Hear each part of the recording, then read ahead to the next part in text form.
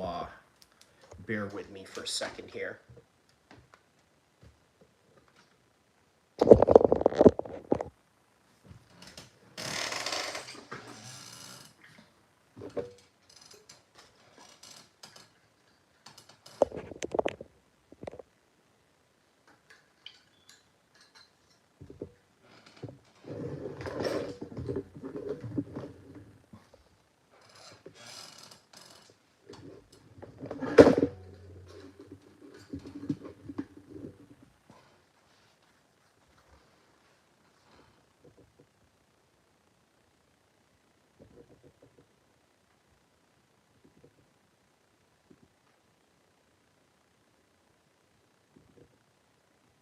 Or you sexually abused as a child?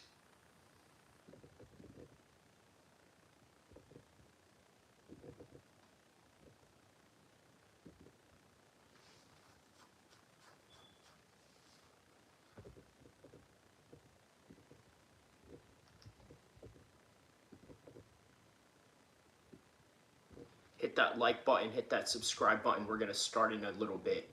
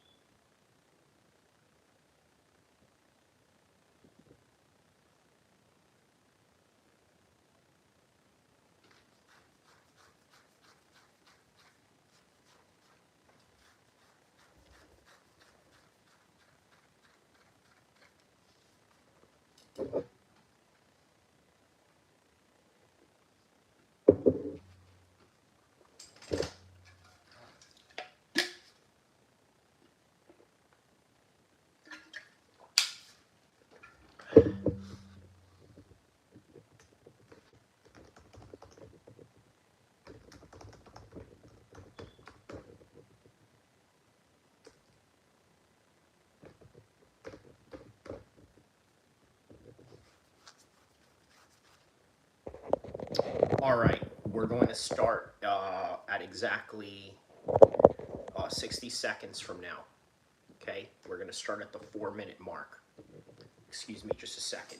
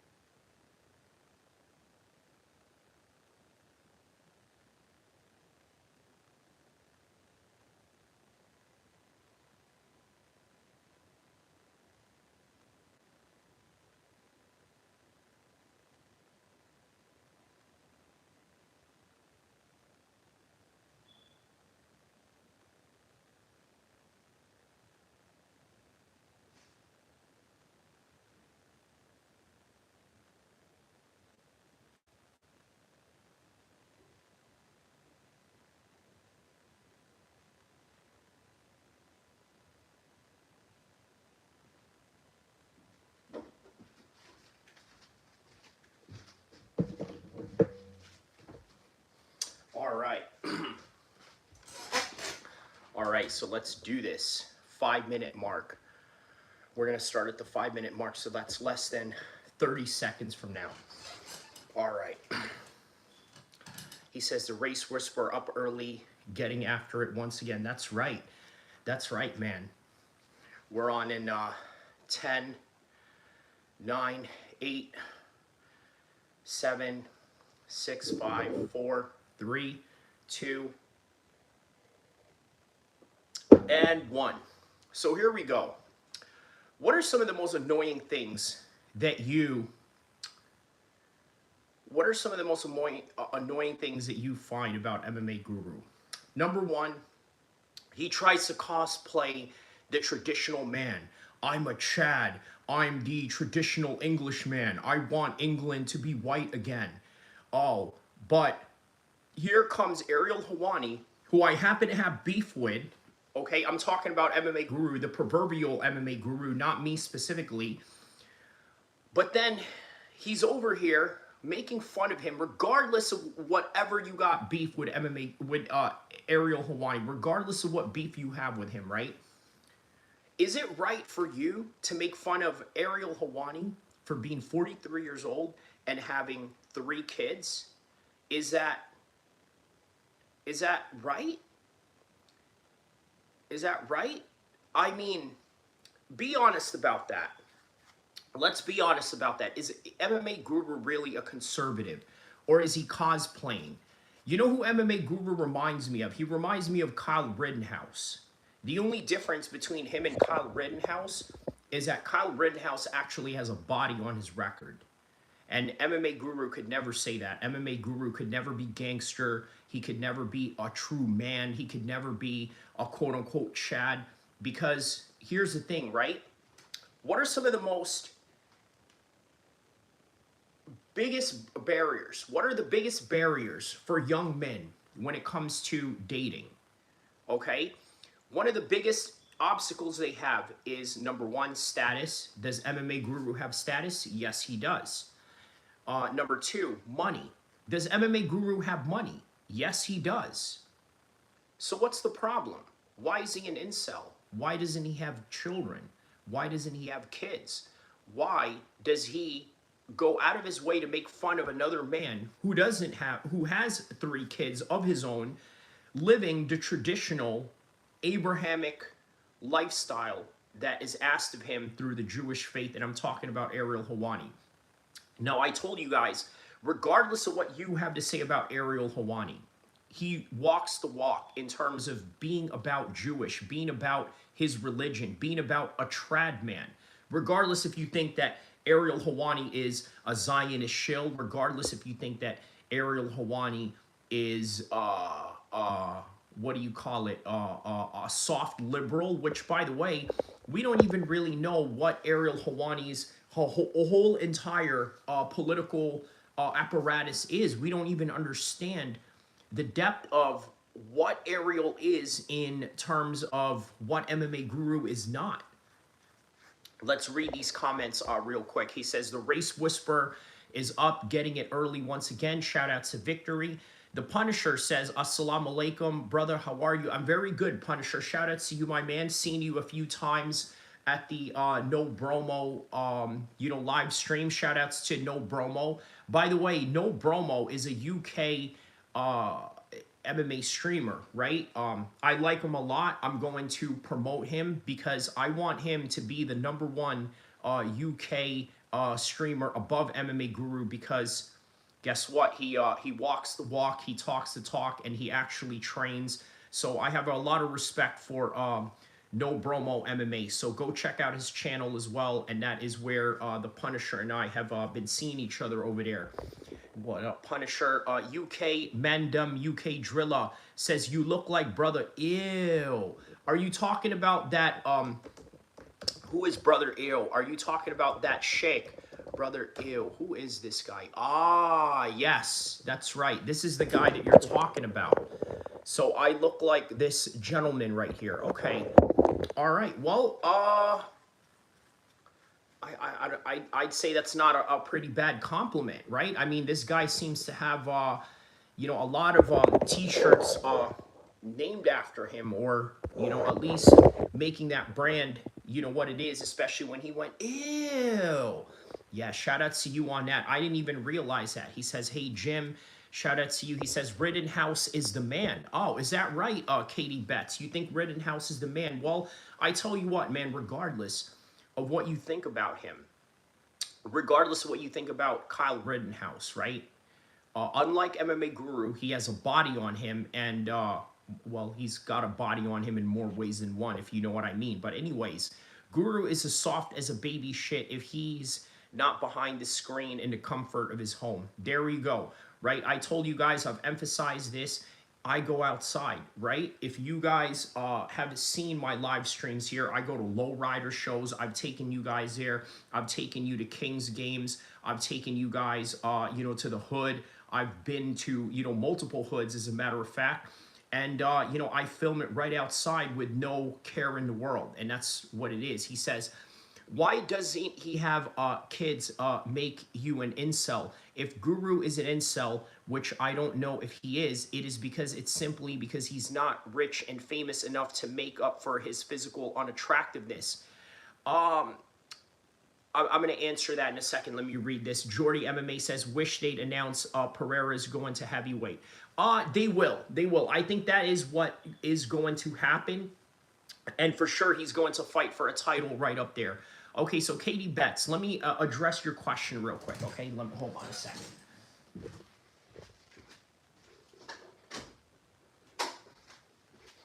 All right, sorry about that. I had to close the door in the office just so, okay, so let me see here. Okay, let me answer that question, Katie Betts. Why does not having kids make you an incel? Because here's the thing, right? As Muslims, and Ariel Helwani as a Jewish man can attest to this as well, he said that Ariel Helwani must be unhappy with 3 kids, right? I'm talking about MMA Guru. Okay, this is an incel thing to say. Because number one, you're a traditional man, okay? And us being as a Muslim man, and Ariel Helwani being a Jewish man, and MMA Guru claiming to be, a British white Christian. What are some of the most important pillars that you must accomplish in your life? And that is having kids. That is producing a group of people to build off of your community. This is the reason why us Muslims are heavily populated in the West, because that's exactly what we do. We have children. Meanwhile, you Westerners, you don't have children unless, of course, you're, let's say, a traditional type of Westerner. But how many of those are really around these days, right? It does make you an incel. I'm sorry, because you are meant to produce. You are meant to have children. You are meant to go out there and produce your legacy, the heir through your legacy, the heir through your family lineage. You need to have that. So it's important, it's imperative that you have that. And MMA Guru, because he has, look, here's the thing. You said that he's not rich enough or famous enough. He is famous enough. MMA Guru is famous enough and rich enough, which is the point of this whole thing. You really have no excuses why you don't have children. There's a lot of people in the West right now that are not having children, and what is their reason? Their reason is because it's too expensive. They don't have the means to do it. They don't have the means to do this, that, and the other. Well, here's the reality of it, right? What if those problems are solved? What if you're MMA Guru and you just got caught up in this random occurrence of life called being an MMA YouTuber, and all of a sudden you have all of these things? Now, what is your excuse? Right? He essentially doesn't have any excuse, right?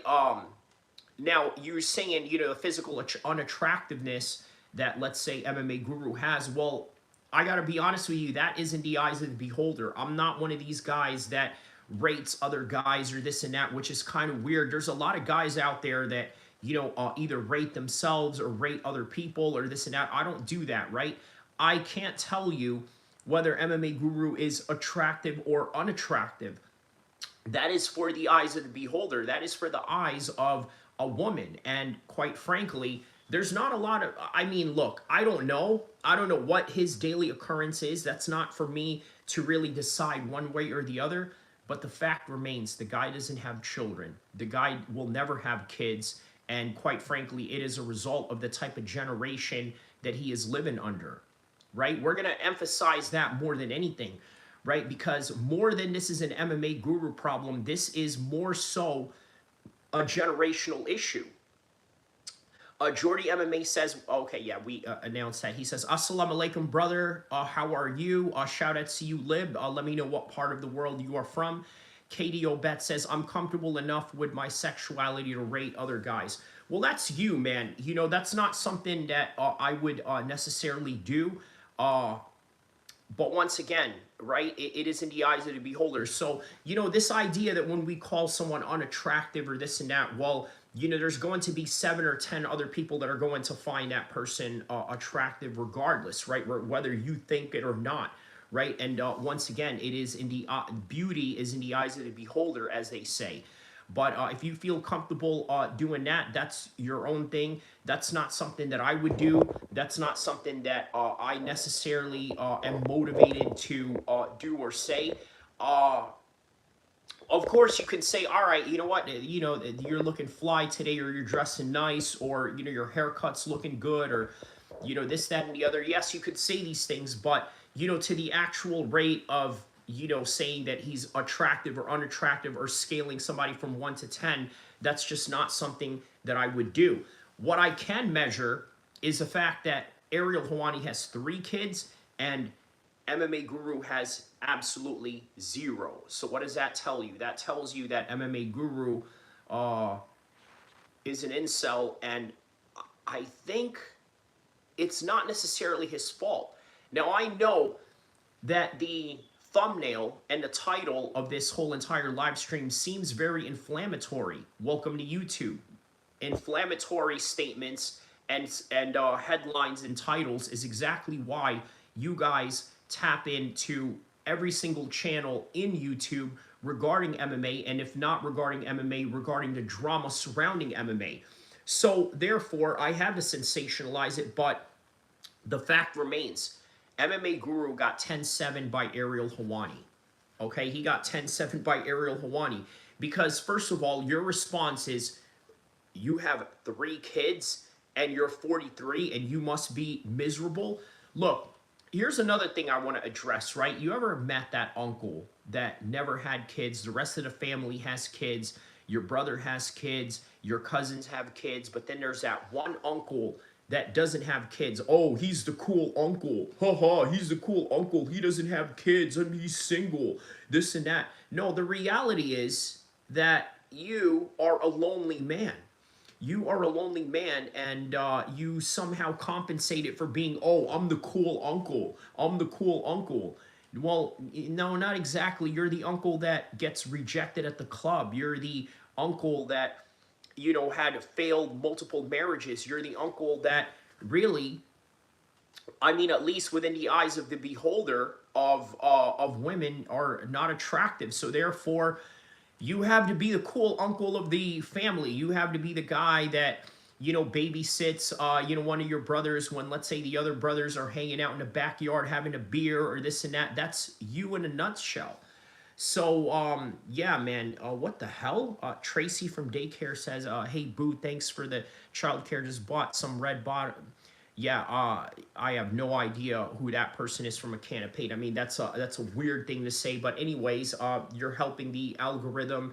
So nonetheless, you are welcome to say whatever you want to say. But yeah, people on the internet are weird. Anyways, what's up, Big G? Shout out to you, Octopus with no friends. Happiness is in the eyes of the beholder.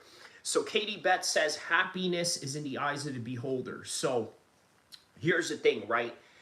Oftentimes, people who don't have kids will often argue, well, I'm more happier than other people that have kids. Well, here's the truth of the matter, right? Temporarily, you are. You are happy temporarily. In other words, when the club dies down, when you're home, sure, you're relaxed, nobody's bothering you, you're not out there, you know, being woken up in the middle of the night by a newborn or this and that. So, okay, so you have temporary happiness in that particular circumference, right? But let me give you guys a grim reality of what happens after all of this, right? Because one of the first jobs that I got in California, when I first moved to California, was I worked as a nursing assistant at a convalescent home. And boy, let me tell you, that job, everybody needs to do that job one time in their life, maybe even just one day, you know, if you have your own job other than that, of course. But You have to do that one job one time in your life to make you understand that when you get older, a lot of people are not going to care about you. A lot of people are not going to see you in your nursing home, and you're going to die alone. You're going to die a lonely death. That is a reality. This is something that I've seen with multiple patients in, in nursing homes. So let's see here. The goof says, Tracy, you're weird as F. Yes, I agree with that. Happy B-Day, Dunn Smith, not Don Smith, Dunn Smith. He says, the club. You can be married without kids, dude. Yes, you can. You can be married without kids, right? Let me tell you where that is feasible, though, right? Let's say you're a widow. Let's say you're in a position where you had to get remarried for whatever various reasons, right? Okay, that makes sense, okay? Because you know what? You're coming into, let's say, a relationship where the person already has kids and you have kids, and then you guys come together and you're like, all right, we're not going to have kids. Okay, fine. That's fair. You've already done your part in contributing to the world or your community, which is what? Producing kids. So therefore, okay, we don't really need to do that part if we're coming together and we got our own kids, right? Like, kind of like the step-by-step, Brady Bunch situation. I mean, what was the Brady Bunch's storyline and synopsis from the very beginning? There's a man named Greg, there's a man named Jane. She had 3 daughters of his own. He had 3 kids of his own. They come together and never had kids again, and they had a happily ever after family. He says, not that Ariel is a shining, great person. Yes, that's really what all this is, right? Like, this is not about whether we think Ariel Helwani is a good person or not, whether we think he's a good journalist or not, or whether we are criticizing him on his stance towards Palestine and Israel. This has absolutely nothing to do with that. He says, does having kids mean more fitting into society? The goof is here, asks a very interesting question, and K. Dot says that I am brainwashed. Well, I tell you what, I am a Muslim, and as a Muslim, we have our own ways of conducting our lifestyle and living our lifestyle, and as a result of that, I mean, if I'm brainwashed by the Islamic faith, I'm completely okay with that, because I have nothing but trust in in the Islamic faith. An IQ of at most 98. Are you talking about me? I know you're not talking about me, Ruben, or you must be talking about someone else. I'm definitely not somebody that has an IQ of 98. In fact, way higher than that. But in any regard, Brad Pitbull is in here. He says, how long it took you to read that, bro? How long did it take you to read that? What do you mean? Like, you know what? Listen, I'm getting you out of here, Ruben. Like, I'm already seeing where this is going, and I'm getting you up out of here. That's it. I don't even know, like, who you are from a can of paint or this and that. I don't even understand what you're trying to mean or what you're trying to say out of that. Anyways, look, you're an idiot. Just get up out of my chat, man. Like, he's saying you're dumb. What indicates that I'm dumb out of, like, the few seconds that you are in here? Anyways, I'm not even going to entertain that. I'm just going to continue on with the show. So that's what it is. Look, here's the thing, right? Yes, can you be happy without kids? Yes, but if you're a religious person, which is what MMA Guru claims, look, guys, I need you guys to understand something, right? He said he was talking to himself in the mirror with that IQ comment. Yeah, whatever. He's nowhere near to be found now. He's not anything that is really of importance to this chat in any regard. So we're just going to do away with him. Look, this is not an attack on you guys. I need you guys to understand that. I think a lot of you are triggered right now because a lot of you don't have kids. A lot of you, here's another thing that's going to trigger a lot of you. A lot of you don't have even $5,000 in your savings account. Right now, if I ask any of you right now to screenshot your bank account, does it say more or less than $5,000 or nothing at all? And the guaranteed answer is probably a lot of you have absolutely nothing in your bank account whatsoever. And as a result of that, this is the reason why a lot of you, this is the reason why a lot of you are broke. This is the reason why a lot of you are not having kids. This is the reason why a lot of you are sort of rationalizing the idea that you don't have kids. He says, look, this is something you got to understand, right? This is something you got to understand. Number one, MMA Guru is claiming to be a traditional man. I need you to understand that, right? He claims to be a traditional man. So as a result of claiming to be a traditional man, you have to do traditional man things. And part of that is having a kid.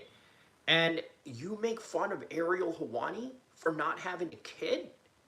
Like, what is wrong with you? What is wrong with you? And then you claim to be this traditional Chad of a man or this and that. Look, here's the thing, right? MMA Guru is never going to find anyone because the majority of women don't watch MMA. You see, let's put MMA Guru in a nightclub setting in London, okay? When you think of London British women, the first thing that you think of is a lot of Botox. A lot of them have lips that are like the size of Jay-Z's lips, okay? And they're not even of a particular ethnic makeup for them to have, anything that would look like that. But they look like that because they are you Bengali or Indonesian? I am half Arabic and half Pacific Islander, evil monkey to be exact. He says traditional men feel sad when the kid is born females instead of the male. You're going to have to emphasize a little bit more on that grammar right there, right? So I'm trying to understand what you're saying. Traditional man feels sad when the kid is born female instead. I don't understand exactly what you mean by that. You're going to have to elaborate a little bit more. You're going to have to elaborate a little bit more because I don't understand the grammar or what the message that you're trying to convey. So please rewrite it again and let me know. He's saying men don't want a daughter. Oh, okay. I see what you're saying. Yes. Yeah, man. You know what? Okay, that right there is a very difficult. It's a difficult conversation, right? Because there's a lot of badasses out there that have kids, but a lot of them are daughters, right? John Jones has daughters. I know a few people who are badasses that have daughters. I know a lot of gang members that have daughters, right? I know a lot of pro fighters that have daughters. So there you go.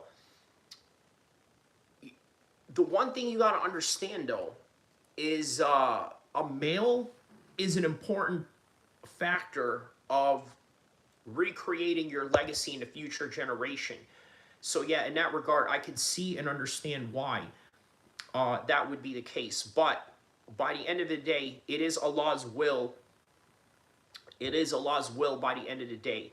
So that's what it is. They say men with high testosterone tend to have daughters. So there you go. There you go, right? Katie says you aren't a badass. I'll bet you I'm more of a badass than you ever will be. So yeah, I mean, look, listen, I'm just gonna say this, Katie Betts, right? Please refrain yourself from insulting me. You know what? Listen, you got about 5 seconds to rectify what you just said right now. Otherwise, I'm kicking you in the shadow realm. So I'm going to give my moderator, Marty, the power to have you rectify what you're going to say in the next 5 minutes. Otherwise, I'm getting you up out of here and I'm banning you not only for today, but for life. So there it is. All right. Anyways, so going back to what I was saying, right? You cannot be a traditional man and make fun of another man for having 3 kids. He says, you talk about yourself like you are in the realm of John Jones. Here's the thing, right? It's a weird thing for you to say that. When have I ever said that I was anywhere in the realm of John Jones? And here's the weird thing about this, right? When you're fighting another man in the street, You're not out there comparing yourself to John Jones or Prime Mike Tyson or anything like that. It is literally a combat between you and the next person. That's really all there is to it. And here's the thing, you're saying that I'm a nobody, right? Well, you have a channel that says KD Bets, meaning that you're a gambling addict, and you have 3 subscribers. You don't have anything going on in your channel. You've been on YouTube for 8 years. You don't have a profile picture because you're scared. You feel emboldened to say these things because you don't have a face on your screen name. And you don't use your real name. And you're a gambling addict. And that's the reason why you like MMA. You like MMA for reasons of gambling, not necessarily the reasons of the technical prowess that these guys display or something that you can learn from and take with you to the gym. So he says, haha, gambling addicts suck. Well, not suck, but gambling is bad. Well, there you go, right? That's just one of the things that we are completely against as Muslims. Look, man, I got a Muslim brother that comes and co-hosts some of my live streams that I do, right? Yeah, he's got a serious gambling problem, right? Because, I mean, look, it's a serious problem when you're doing it every single event, right? Now, you're not only just doing it for UFC events, you're doing it for boxing events, you're doing it for, you know, this, that, and the other. He says, let's meet. I'm not afraid. Well, what part of the United States are you at? And the likely of you meeting me is likely 0. It is likely 0. So, yeah, man, let me know what part of the United States you are at. Maybe I can come find you. Anyways, look, Marty, get rid of KD Betts. Ban him for life right here. He says, ban him for life right here. Your thoughts on MMA Guru Mantis says. And then he says, all you do is stream. Yeah, idiot. It's literally what you do when you're a YouTuber. Meanwhile, here you are. You hate your job. You hate your life. You don't have $5,000 in your bank account. You don't have any profile in your name. And then you feel comfortable coming in here saying this, that, and the other. You just got banned for life. I win. You're a loser. I'm a winner. This is my channel. This is my entire realm that I control in my entire domain, and that's really all there is to it. You're gone. Bye-bye. Your thoughts on MMA Guru. Mantis, you know what? As simple as that question is, I have a simple yet complicated answer. So MMA Guru, I think, is important for the culture of MMA streaming, right? In particular, he helps guys like me, whether I like him or not. He helps people out there who are not, let's say, fighters or people that don't have any particular initial background in MMA. In other words, they never fought, they never coached, they were never around fighters, they're not in this community, they were just a fan looking in from the outside. So what MMA Guru did was create a domain for himself in order for him to be part of this whole entire fight community, and not only that, as really a strong contributing factor of the MMA community. Non-biased journalism at times, to your own discretion. You have to find what he is biased about and what he is real about, but you have to decipher that in a very intellectual way. But there are times where he does keep it right down the middle, and then there are times where he does sort of steer into the bias lean of certain things. So the other side of that, though, is I think MMA Guru is a racist. I think that he's a fake traditional man. I think that he cosplays being a conservative, right? Because he needs an identity. Here's the thing, right? He lives in a country where the Muslims are overpopulating in England. On top of that, their infrastructures are going down. They have a slow economy going on, right? If it wasn't for MMA YouTube, he would be boxing shelves in a factory, just like the rest of these other English guys in the working class, environment. But overall, I think that there's good and bad about MMA Guru, and I hope that answers your question. So let me read these comments right here. Abish Shakes, will Ilya versus Islam going to happen? Evil Monkey says, I don't think so. I tell you what, if Donald Trump, you know, wants that fight bad enough, he could probably make it happen, right? Oh yeah, let's get Ilya and Islam together. It would be really good for the White House card. They could really pull it off. He says, I think Islam retires after 2 fights. I think so too. I think so too. I don't think there's enough. There's really anything else left for him after that. Abish says, will Ilya happen? Okay, yeah, we read that part. I could see it happening. I think Islam just wants it as bad as Ilya, but it's not going to happen at the White House. So here's the thing, right? There's going to be a lot of fights that are not going to happen at the White House, okay? And reason being why they're not going to happen at the White House is because there's still fights that are going to happen after the White House. They still want to put on pay-per-view style of fights. They still want to put on fights that have, let's say, a certain pay-per-view value behind it. They still want to put on fights like that. He says there is no bigger fight than Ilya versus Islam. That is true. Now the question is, at what size are you going to have that happen? Because Islam is the undisputed 155 champion, double champion at that. Ilya Topuria is a 155 champion, former 145 champion, a double champion in that. So these two double champions have a very interesting, dilemma here. Their dilemma is 170 or 155, and they have the choice. And by the way, one choice over the other would not make it the worst choice in the world. So if Ilya wanted to go to 170, it would not be the worst choice, although you are bypassing somebody like Justin Gaethje. You are bypassing someone like Arman Tsarukyan, right? Oh, no, I'm sorry. At 170, you're bypassing someone like Morales, right? Because there's a group of people out there that would love to see Islam Makhachev beat the living heck out of Morales for wearing a dress. And then there's people out there that would love to see Morales beat Islam Makhachev because he wore a dress, as weird as that sounds, right?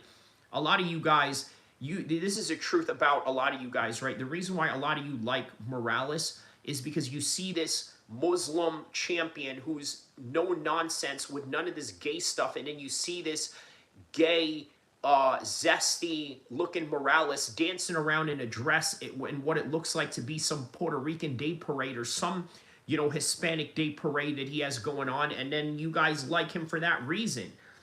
You know what I mean? But reality is reality. Listen, you know, this is, you're living in a Muslim world when it comes to the fight world, okay? Because here's something you guys have to understand, and this is something that a lot of you are not going to like, okay? The majority of non-Muslim fighters, this is what they live for. They literally live for the aspect of going into training for a couple of weeks, and then after that training, get drunk shit-faced on the night of their fight or after their fight. And in the days prior to that, they just drink away and drink away. And next thing you know, by the 3rd day after their fight, they're like 5 pounds deep, 10 pounds deep into nothing but yeast and alcohol stuck in their stomach. Okay, that is the reality of most non-Muslim fighters. That's just what it really comes down to. So, whom are you saying? Whom are you saying? I'm talking about non-Muslim fighters. The majority of non-Muslim fighters just train so that they can drink on the night of their fight or after their fight and the days prior to that, but not Muslim fighters. Muslim fighters, they win a fight on Saturday, they either come back Monday to train and do it all over again. Because we don't take breaks from praying, right? We wake up, we pray in the morning, so guess what follows after that? What follows after that is training and more training. Look, the Islamic lifestyle is superior for combat sports. And anything that is close to that, let's say a Christian lifestyle, or let's say maybe even a Jewish traditional lifestyle, is the key to discipline in order to accomplish what it is that you need to accomplish in these sports. And that is the reason why somebody like Morales will never beat Islam Makhachev. Somebody like Ilya Topuria will never beat Islam Makhachev, it's never going to happen. Mandy Nguyen says, I live in Sacramento. Let's meet. Let's go. Let's go. Let me know what part of Sacramento you're at. You know, because it'll be the worst time of your life. He says, John Jones begs to differ. Begs to differ in what capacity do you mean? Like, what do you mean? Like, are you saying that he begs to differ in what way? Okay, I think I know what you mean by that. Let me, he says, I think that's the guy you blocked earlier, LOL. Oh, okay. So, in other words, he made, yeah, exactly. Anyways, you say that John Jones begs to differ. Explain what that means. I think I know what you mean, but I have an answer for it. He says, about the Muslim lifestyle being the best for fighting. Let me explain something about John Jones, okay? He's unique. Number one, he fights at the heavyweight division, and more times than the other times has fought in the light heavyweight division. In other words, that is a division that is predicated on who is the strongest, who is the fastest, who is the most athletic, above all, more than, let's say, sometimes skill. Now, John Jones happens to have skill, which makes him unique in that department, right? But here's the thing. When you're talking about 155 fighting, it's a completely different level of athletic apparatus, okay? John's a fight IQ as well. Yes, John is honestly really a strange guy. Yes, so that same aspect of making him strange is also the same aspect that makes him a formidable fighter, makes him very tough, also makes him creative, right? So there's all of these factors that are coming in to sort of understand why John Jones is what he's at, is why he's at. But if we're talking about 185, 170, 155, these are weight classes and athletic endeavors where you can't make a mistake. Okay, like we're almost talking about a completely different sport when it comes to heavyweight fighting as opposed to lower weight fighting. So when you're dealing with a lower weight type of fighting, you need extreme levels of discipline because your size is not going to be a factor at 155, even if you're as tall as Jalen Turner, even if you're as tall as James Vick. If you remember these guys, right? All the hardcore guys know who I'm talking about, real tall 155ers. Right? That's not a factor at 155 because it's a very limited factor. You can't be 6'7" at 155, right?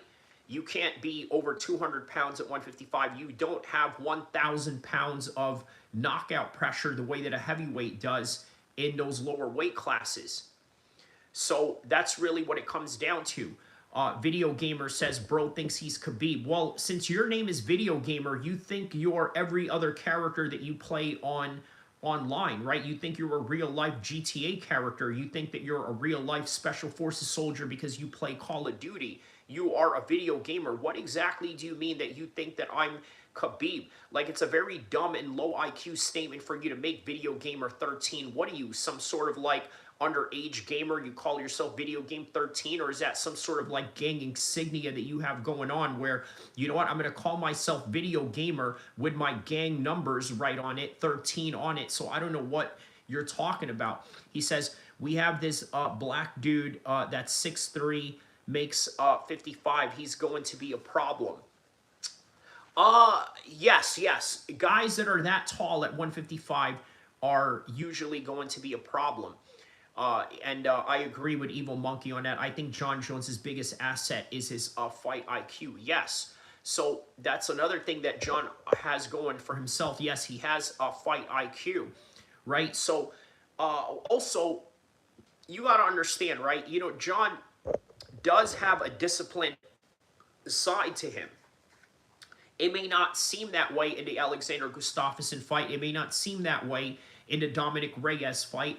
But here's one thing you gotta really take into consideration with John Jones, right? He grew up as a Christian. His dad was a pastor. So when he was living under his dad's house, the pastor, as a kid, there was no time to fool around.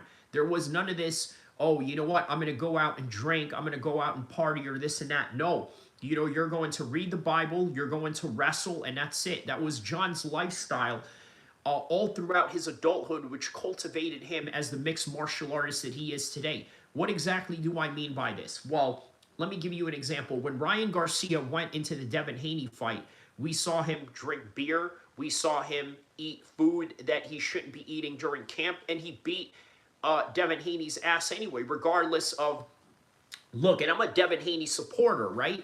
You know, regardless of the result that came about after the fact where they had to basically reverse the whole entire decision. The point that I'm trying to make is that Ryan Garcia went into that fight knowing that he was prepared for Devin Haney due to the fact that they fought multiple times in the amateurs.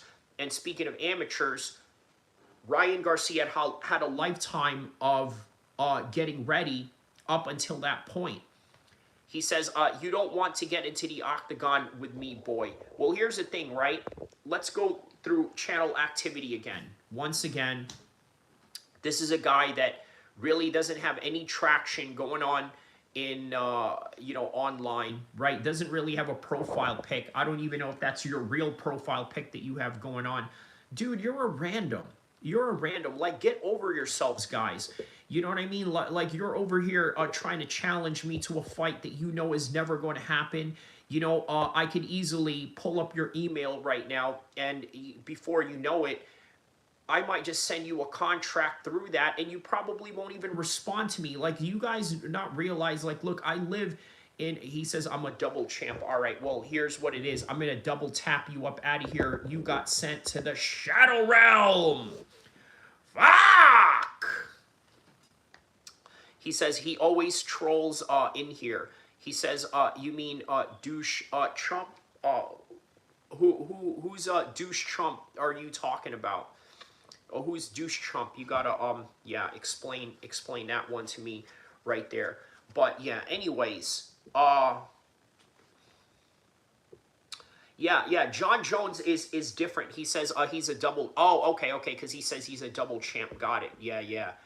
Yeah, a double champ at what? More like you know, double cheeseburger at that. You know what I mean? Although it's not, you know, double cheeseburger is not the worst thing, right? It's probably the best burger you'll get out of In-N-Out. You know, so if you guys are ever in California, obviously In-N-Out is the best burger there is. So anyways, yeah, Video Gamer, go to hell, Video Gamer 13. What are you, some kind of Soreño 13? You know, while you're a video gamer, hey, Holmes, Video Gamer 13, eh? You know, hey, what hood you claim, fool?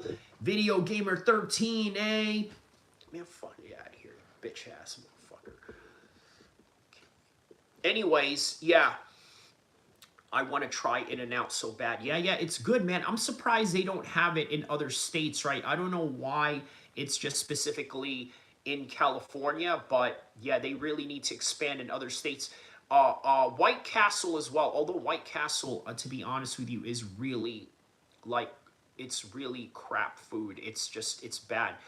Evil Monkey says, do you think Pereira fights Jones at the White House, or will he move to heavyweight regardless? Jones, I don't know if Jones is going to fight at the White House, man. You know, I really don't, right? The hip injury that he has going on, I'm not fully confident about it. I don't feel too good about it. And yeah, he says, I don't know about Jones, though. He says, Adita says, bro, shout outs to Adita. Let me know what part of the world you are from. So he says, pray for Justin Gaethje. What? Hold up. Pray for Justin Gaethje. What's going on with Justin Gaethje now? Hold on now. Now, I know a lot of people come in here and troll, you know, a whole bunch of things, but what is going on with Justin Gaethje in the news? Says Justin Gaethje is next for the undisputed title, confirms Islam Makhachev will fight for the real welterweight, okay, because he has to fight Ilya. Oh, okay. Oh, got it. Yeah, okay, all right. I was like, man, listen, you know, I'm like, you had me worried there for a second. All right, yeah, that's cool, that's fine, man. Pray for Justin Gaethje. True. Pray for him, right? Because, man, Ilya is a killer, bro. You know what I mean? Regardless of what I think about him, regardless of the degenerate lifestyle that he lives, By the way, man, shout outs to the Nelk boys, right? You know, they really put it on Ilya Tapora. Oh, you met your wife in Miami? And then, of course, Ilya Tapora with his, you know, little soccer star Spanish accent going on. Well, man, you know, you meet your wife anywhere. You know this, right? You can meet your wife anywhere. You know, even though I meet my wife in Miami, you know, it's not all sluts, it's not all this, it's not all that. You know, people live normal in Miami.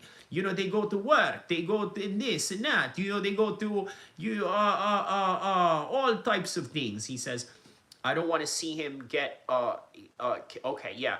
People love to go into chats and say R.I.P. Right. No, that's what it is, bro. I thought that when he said pray for Justin Gaethje, I thought that, man, you know, Justin Gaethje, he's into extreme sports. He's into like you know, dirt bike riding, you know what I mean? All types of things. You don't know what these fighters you know, can go through, or even just a simple car accident. You know what I mean? Like just anything could happen to these guys. That's about the only thing worth shouting them out for. Oh, okay, when they say R.I.P. Joe Rogan, yeah.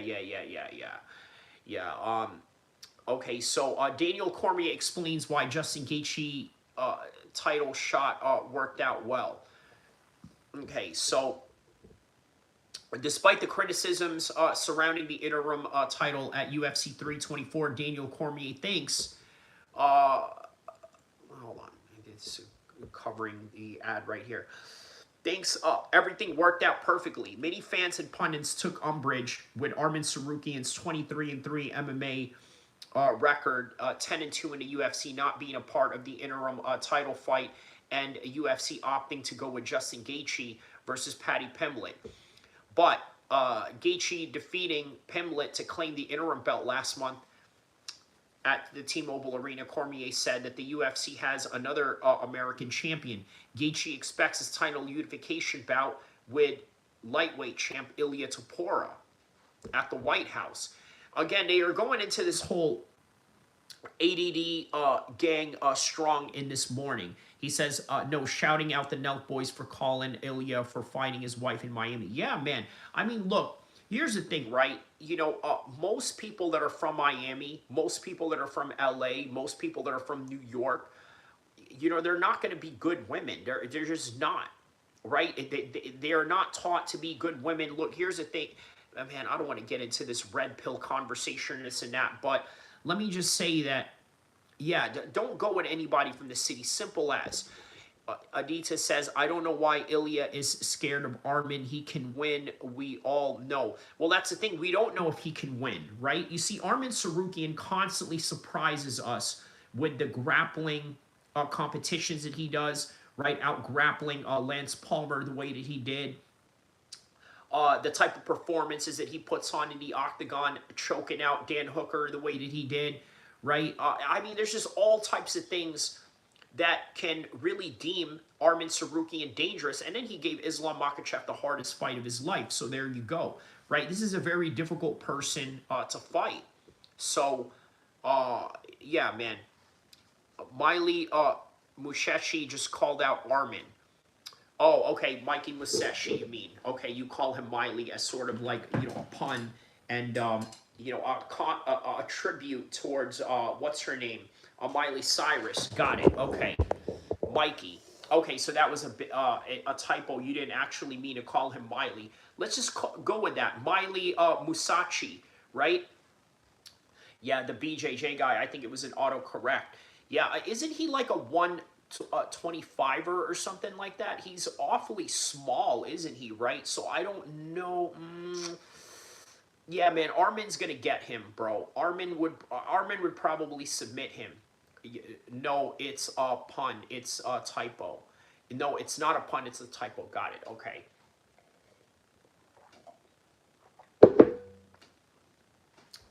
All right. So, the White House card. Let's talk about the White House card. Okay. I'm gonna put this in a 55-minute mark.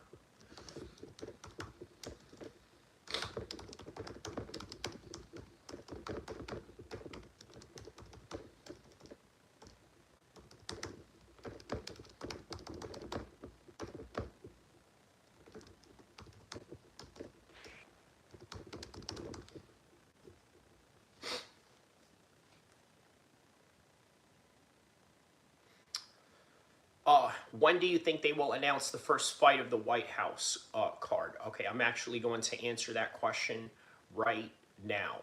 So, Evil Monkey says, when do you think they will announce the first fight for the White House card? Possibly March or April, I think, is when they were going to do it. They're going to announce it, and then they're going to have a press conference somewhere in the springtime. That is what I think is going to happen. Now, here's an interesting fact about the White House. They're going to have only 7 to 8 fights. It's a classic 8-fight card, the way that they did in the UFC, right? They had 1 or 2 prelims, and the rest was a main card. That is how the UFC used to do it in the mid-2000s, which I think is symbolic in bringing the fight to the White House, because when they had 8 fights in the UFC, it was the days of the Taj Mahal in Atlantic City, none other than the Trump Taj Mahal of Atlantic City, where the UFC was hosted by none other than what was going to become the 45th and the 47th president, Donald Trump. And it is going to be at the White House. 7 to 8 fight cards. It's a classic type of fight card that they have now. Why is it that it's only going to have 8 fights instead of, let's say, the traditional 12 or 13 fights that they usually have? Well, the answer is simple. Security. Secret Service. Let me be very frank and honest about this, right? The Secret Service is obligated to take care of famous people that are tied in with the president. Okay, so in other words, if you get invited to the White House, you're either a relative of the president, doesn't necessarily have to be famous, although there's a lot of people that are famous in the Trump family, right? In particular, his granddaughter, Kai Trump, the daughter of Donald Trump Jr., who is, in her own right, a social media superstar, right? But in other words, yes, the Secret Service can only have the capacity to care about famous people. So within that 8-fight card, you can just cut right through the bullshit and have a main top contender in the first fight, and then gradually build it up into maybe 2 or 3 championship fights at the end of the card. And that is all that they can really handle. Look, how long is a 13-fight card? I would say about maybe 8 to 10 hours at most, right? At most, no more than 10 hours. No more than 10 hours, because we're talking about from 3 p.m. all the way to 6 p.m. into the main card. We're talking West Coast time. And then from 6 p.m., that's probably going to be a 2 or 3 hour card, main card from there. That's a lot of hours, and that's a lot of hours that you're going to utilize the Secret Service, and as such, it's going to be a problem. So they have to condense it. 7 to 8 fight cards, plus it's symbolic of the old school MMA days. Okay, the old school UFC days, in particular, when they were fighting, at the Taj Mahal Trump casino at Atlantic City. He says, do you think fighters will attend the event as well? The answer is yes and no. If a fighter is going to attend the event, it is going to be on the basis that they are either cornering somebody there, or they are there to work as a media analyst. Nothing more, nothing less. Because remember, there's a reason why they are making this into an 8-fight card. They have to make this an 8-fight card because they cannot sustain a long, full card of 13 fights the way that they traditionally do for, let's say, a Vegas or New York card. He says, please tell this guy, let's go with your chicken, Khabib. Okay, Zachary. Okay, shout out to Zachary on that comment right there. I don't know what you mean by that comment, or who you were referring that to, or you just wanted to do a Khabib impression. Either way, it is all welcome. But I'll tell you, one fighter that will be at the White House is Khabib, if Islam Makhachev decides to fight. Now, here's the thing, right?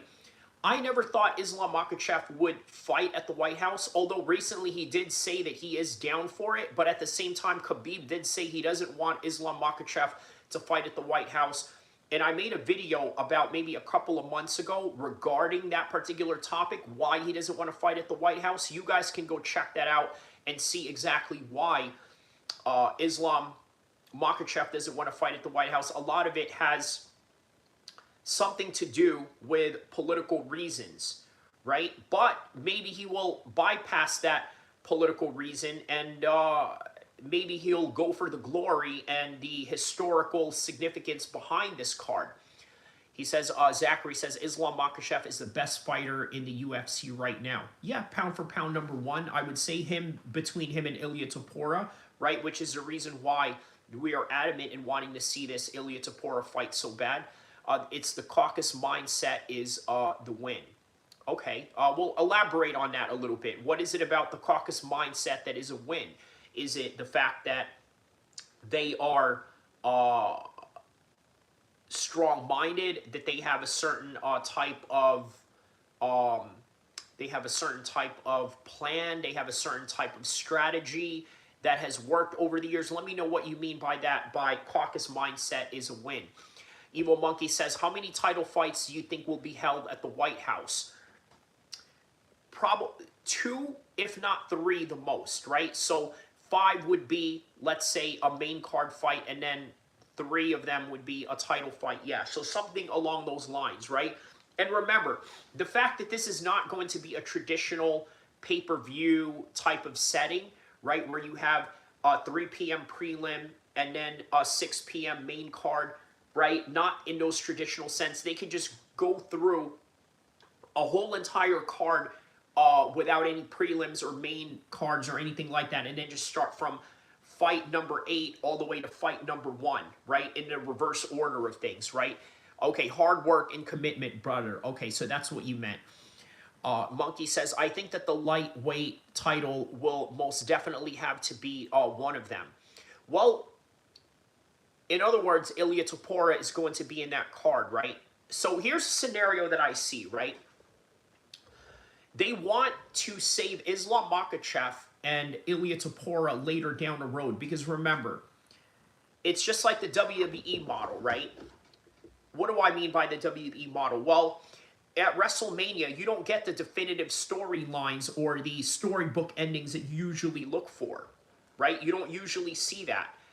What they do is they build the story for the next day of Monday Night Raw after the WrestleMania event. Because remember, after WrestleMania, there's still Backlash. After Backlash, there's still SummerSlam. After SummerSlam, there's still, I don't know, whatever type of WWE pay-per-views they have. Survivor Series, then back to the Royal Rumble, and then back to WrestleMania season all over again. So remember, they're not going to shoot all their loads in one chamber, right? They're not going to shoot all their loads in one particular clip. Right? They're going to save some of these bullets, right? Well, what do I mean by bullets? The proverbial bullets. The proverbial bullets of Ilia Topuria and Islam Makhachev sometime in the summer or maybe sometime in the fall. November, October, of maybe even a November card of 2026, right after the White House. They have to keep these things moving and going. So, yes, the lightweight title could be on the line. And as a result of the lightweight title being on the line, you can also have the welterweight title on the line. So, in other words, Islam Makhachev and Ilia Topuria fighting each other, but separately. Not fighting each other, but fighting in the same card, but fighting separately. And then eventually they're going to come and fight each other. That's what I think will happen. I think Ilia is too cocky right now. Well, I don't know how cocky he feels, although I will say he feels certainly confident after he had won his case that he had going on, right? I mean, obviously he had this case going on where he, I mean, look, I don't want to talk about the guy's personal life. I'm not a TMZ channel, but you know what's happening with Ilia Topuria, right? He says this always happens. They get hella cocky and then get hurt and lose. Zachary says, why do you have in the who do you have? Okay, who do you have in the Immovable Leon Murphy fight? You know what, man? Listen, the Laron Murphy and Evloev fight is a very good fight. That's going to be a 50-50 fight. I think that fight is going to go to a draw, which I think when that fight goes to a draw, it is going to hinder the 145 division. I hope it doesn't end up into a draw. The way that these two fight, there's a high propensity and a chance that they could end up in a draw. He fought Zubaira very early in his career, right? I believe that was in the Dustin Poirier versus Khabib card. What was that? UFC 242, I believe. Yeah, he fought to a draw in that one. He just has that type of a style to do that. Or it's either a draw or a split decision on the part of Evloev winning, and it'll be Laron Murphy's first loss. And Strickland versus Fluffy. By the way, me and Fluffy were on the same card together back in 2012. I'm going to be very biased on this one. I'm going to say Fluffy. I think that for the first time, you're going to see Sean Strickland get out-grappled. Evloev wins. Strickland gets dominated. Yes, I completely agree with that assessment as well. Yeah, so that is my official prediction for that one. Strickland versus Fluffy. I think that Fluffy is going to out-grapple him. He's going to outgrind him, and he's going to continuously do that for 5 rounds. And, you know, Sean Strickland is very difficult to finish.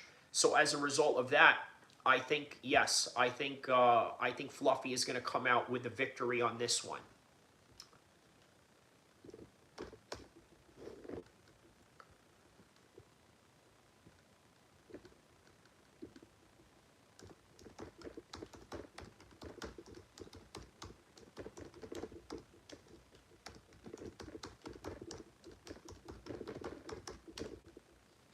I'm looking up. He says, you fought with Fluffy as a fighter. We fought on the same card, not against each other. I actually got into it with his opponent backstage. You know, Blake Smead, I think was his name, right? He took issue into the fact that I was wearing like a Palestinian scarf. And remember, this is way before the whole entire October 7th thing, right? We're talking about like 2012. It was on this card right here at Reno. When was this? This was Friday, July 20th, 2012. So, you know, good times. You know, I have the right here, the fighter credentials right here to prove that, right? And this was yeah, man. These were the hand wraps that I had for that fight right here. See? Got the official Nevada State Athletic Commissions right there. This was, by the way, signed by Kim Winslow, the famous referee, right? By the way, man, Kim Winslow, a lot of people don't know this, but Kim Winslow was in the CIA. You know, yeah, she was in the CIA, so, you know, real interesting stories she told me backstage and whatnot. So, I'm looking up why this generation is not having kids, right? So here's an interesting article, why Gen Zs gave up having kids. By the way, this right here, shout out to Damon Cassidy, right? This is a video that I just found right now. May be entitled to significant financial compensation for what you endure. According to the CDC, U.S. birth rates have now fallen to the lowest point in American history, with Gen Z having over 50% fewer. So let's take a look at these stats right here, guys. Okay, just so you guys can, you know, get a perspective of what I'm talking about here, right? Because this kind of goes into what we're talking about, right? Shares of birth rates to women under 23 set to fall dramatically. So, yeah, man, 2021. So in the next century, right? There's going to be less people having kids. 43%. 2025 and 12% in the next coming century. That right there is extremely alarming. I'm gonna play this video for a little bit, and then we're gonna get right back into the conversation. Okay. fewer kids than the 1950s. But when childcare costs more than rent in all 50 states, while 60% of Americans can't afford a minimal quality of life, it raises a question: how is Gen Z expected to have kids when they're struggling to afford even the most basic costs of living? Well, headlines frame the nation's declining birth rate as a shocking phenomenon driven by individual selfishness, as if genuine care and investment has been given to any emerging generation over the last 40 years. The reality is that this trend has actually been building for over 2 centuries, as economic conditions have continuously redefined the true cost of having children. Throughout early industrialization, children were not viewed as a personal choice, but as an economic necessity tied directly to national power and household survival. In a 1791 report, Treasury Secretary Alexander Hamilton argued that children who would otherwise be idle could serve as a source of cheap labor, helping build a domestic manufacturing base capable of competing with Great Britain. Even in agricultural settings, children predominantly functioned as economic assets, as they provided the necessary physical labor while also serving as informal childcare for younger siblings. We can see this ideology was also replicated in Europe, with historians studying proto-industrial France discovering that multiple sources of household income, combined with the fact that children became profitable at an early age, encouraged marriage and large families across both towns and rural areas, as industries not only sustained larger populations, but actively incentivized families to have more children as a means of surviving on minimal wages. Even throughout the Gilded Age, with overall birth rates being cut practically in half through rapid urbanization, the underlying incentive for working-class families remained unchanged. An analysis of Philadelphia households found that children contributed between 28 and 33% of total income in native-born two-parent families. For Irish and German households, those figures rose as high as 46 and 35%, forcing both parents and children to be largely opposed to child labor reforms, not because they supported exploitation, but because they were financially dependent. However, unlike the working-class households who were consistently fighting just to keep their heads above water, middle and upper-class families had the luxury to prioritize the long-term outcomes of their children. According to the study, Fertility Decline in the United States, by 1930, women married to men in professional and managerial occupations had 18% fewer children than those married to farmers, as larger families were increasingly viewed as an economic. Lord Alcatraz says, if you're a kid of a newer generation, a parent, you're cooked. Okay, Lord Alcatraz says, imagine being someone's kid of a parent who's immature and vanity-driven. Look, yeah, I think the type of culture that is cultivated today, right, it makes it very difficult for secular people to have children. Okay, now, if you notice, Muslims don't have problems creating kids. Jewish people don't have problems creating kids. Immigrant Hispanics of Christian backgrounds don't have problem making kids. It seems that it is the people who don't have a religion, who don't have a higher purpose, that somehow having children creates a burden on themselves, right? Shonen says, every day I wake up newer than my last self. All right, well, shout out to you on that, Shonen. Let me know what part of the world you are from, and you are very much welcome here. Don't forget to hit the like button, hit the subscribe button, and let's get this thing cracking, shall we? Economic liability, as having fewer children allowed families to afford a better quality of life, often in the form of an improved education. And sometimes. So in this part right here, this explains back in the days, right, in the early 1920s, the late 1800s, why wealthier people were having less kids, whereas today, if you are planning on having a kid or you're planning on having a family, you got to have a little bit of some wealth. At least that's what they tell you, right? At least that is what they tell you that you need in order to have children. Now, why is it that people were having less children back then when they were wealthier? Let's find out. Sometimes even a college education, all in hopes to position them for upward mobility in an increasingly stratified society, suggesting real birth rate decline did not start with selfishness. It began when children stopped being seen as economic assets. And as we are once again seeing wealth inequality widen dramatically, we're unfortunately beginning to see elements of this dynamic reemerge. Between 2019 and 2023, the Department of Labor reported an 88% increase in overall child labor violations, alongside a 31% rise in children employed in hazardous conditions, predominantly among lower income and migrant households. But for the majority of young people today, they're doing exactly what they were raised on. If you can't afford to have kids, don't have them. If you were sick, Okay, I'm going to be honest with you, right? I don't agree with that assessment. I think that it is a big mistake to tell people that just because you can't afford to have children, that you shouldn't have children.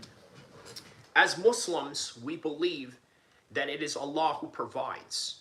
And being that Allah provides, you never know where your money is going to come from. Now, look, I understand that it's like a serious scarcity, that it's very much an unsure thing, right? You are having a kid, you don't even have a career, you don't even have a job going on, you don't got this or that or the other.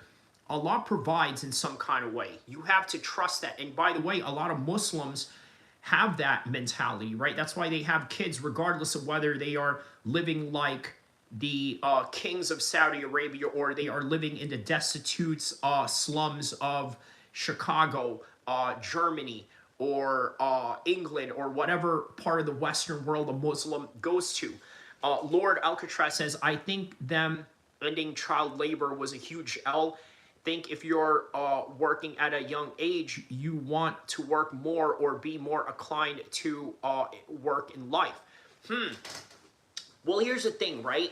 I don't know if that is the right path for children to have at that age, right? Like, I think for children, there has to be a certain level of work that they have to do in order to understand, hey, look, this is hardships, this is what we have to deal with.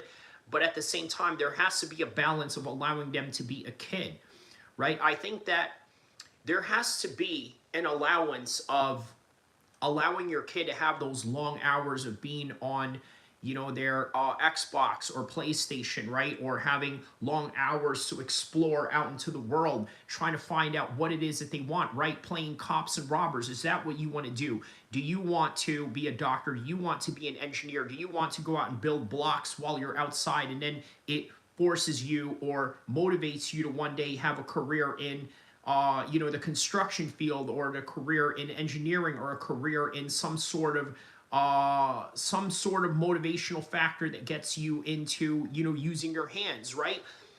The kids have to know what it is that they want before they go into these world of hardships. Now, look, for people that work, you know, a 9 to 5 where it's long hours and it's just redundant on a daily basis, or this and that, that is just what adults have to do, right? Now, we can argue of whether that is the most sustainable lifestyle in the Western world, of having this, you know, rat race type of situation going on. We can argue that, but that for now is the way of life as an adult. And as for kids, I don't know if allowing them to work the way that they did in the 1800s with a lack of child labor laws is somehow helpful in any kind of way, nor is it even helpful for, let's say, their long-term psychology. But then again, you know, I'm not a clinical psychologist to really have a definitive answer on that. Of being able to not only financially provide for oneself, but for a family, is having a job. According to Revelio Labs, the average new hire was 42 years old in 2025. Revelio chief economist Lisa Simon said years of economic and political uncertainty, along with the push to use artificial intelligence, have led employers to place a higher value on experience and become more risk-averse in who they are hiring and willing to bet on in this labor market. That so-called risk has resulted in the share of the workforce, age 25 and younger, falling from 15% in 2022 to less than 9% today, with hiring inflows for Gen Z dropping by nearly... Now look, I find that weird that they, you know, sort of, I get it, it's risk averse, right? It's risk averse for you to look for an employee that has more experience rather than hiring a new young age kid that, you know, is coming out of college. Here's the thing, right? I would probably go with the younger guys more than I would go with the older guys. For one, it's cheaper, right? But then again, you're sort of inviting, you know, low pay and, you know, and what standard of living are you really going to give your employees at that, right? So, yeah, the share of workers 25 and younger went from 14.9% to 8.8% from 2022 to 2025. Hiring inflows for this age group are down more than 45% compared to 2019, when, like now, the economy was deep into expansion. In contrast, inflows for workers 65 and older are up nearly 80% at the time. So in other words, the other aspect of that is a lot of people are retiring at a much older age, and unfortunately, a lot of people have not really, set up or planned their retirement in any kind of way, which is why you're seeing a much older population right now in terms of, in terms of people that are working later than 65 years old. 50% in just the last 3 years. And while some of you are already commenting that these lazy kids just need to get their hands dirty, well, many already are. The question is whether you prioritize completely changing careers or... See, this is the thing that I don't like about the boomers, right? They have this negative, cocky attitude as to say that, oh, well, these Gen Zs are, a bunch of lazy people or this and that. No, dude, it's because they live in a completely different time frame than you in terms of, their motivation, right? Motivation versus what they get out of return.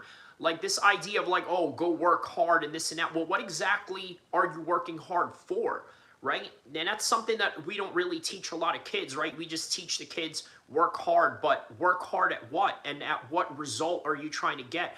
See, there's a difference between working hard and then there's a difference between having a strategy and then working hard, right? With these kids, they don't see a long-term strategy in what it is that they do. So how do you expect anybody to be motivated to work hard, right? In a very broken system. But all right, let's continue on.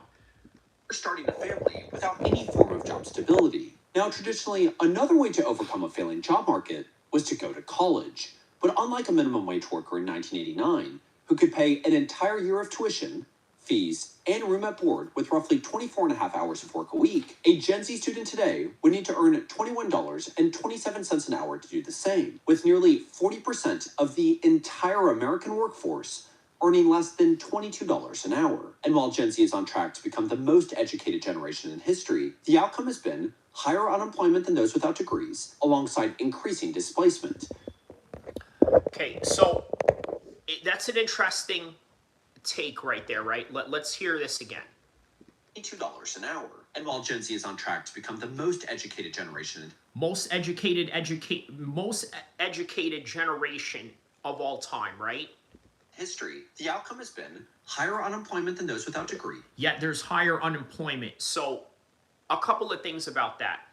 I do believe that there's a high saturation of college degrees out there, right? Which, by the way, makes the job markets even more competitive.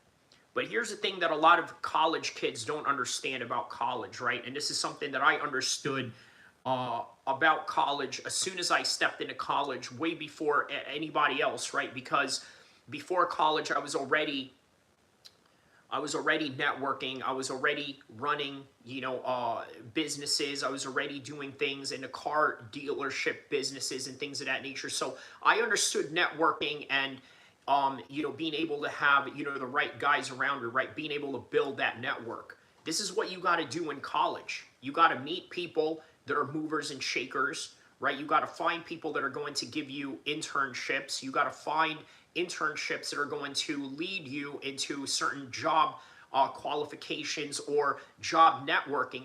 That's what college basically is. If you're not an engineer, if you're not a doctor, or if you're not going in there for law enforcement or becoming a lawyer yourself, you have to go and build a network. And even if you are doing those things, being a doctor, being a dentist, all these essential jobs, law, you also have to build a network, even more so if you are in the world of law, right? Because you got to find people that are going to give you opportunities. You got to find people that are willing to give you opportunities in this particular world. So yeah, college is hard to get a job because you have to build networks, okay? That's what you have to do.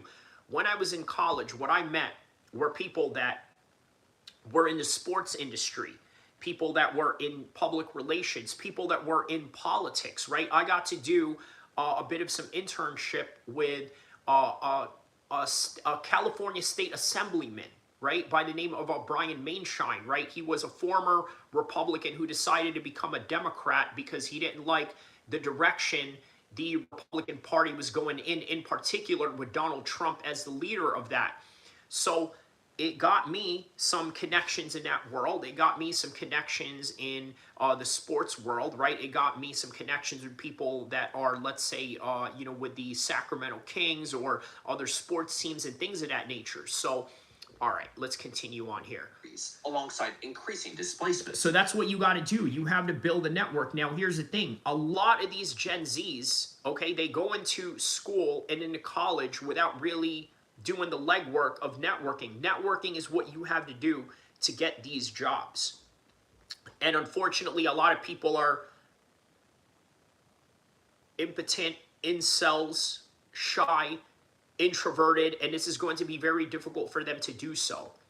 Whether from the 37% of employers who say they would rather hire AI than a college graduate, or from large-scale H-1B replacement. And when we compare Gen Z paying an average of $526 a month in student loans to the average childcare cost sitting at around $1,100 a month, or a monthly increase of... So that's another thing, right? Childcare costs. You want to know where... a month, or a monthly increase. You want to know where the Muslims win in this, right? I'll tell you where the Muslims win in this. Number one, we don't have that problem because, let's be honest about this, okay? Most Muslims have family members to help them. Whereas in an individualized society that you guys live in, well, you're on your own.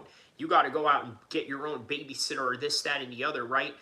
So now you're living a much harder life. He says no one wants to network with you, Shahan says. Well, how about this? How about I send you to the shadow realm, up out of here? Boom, you're up out of here, Shahan.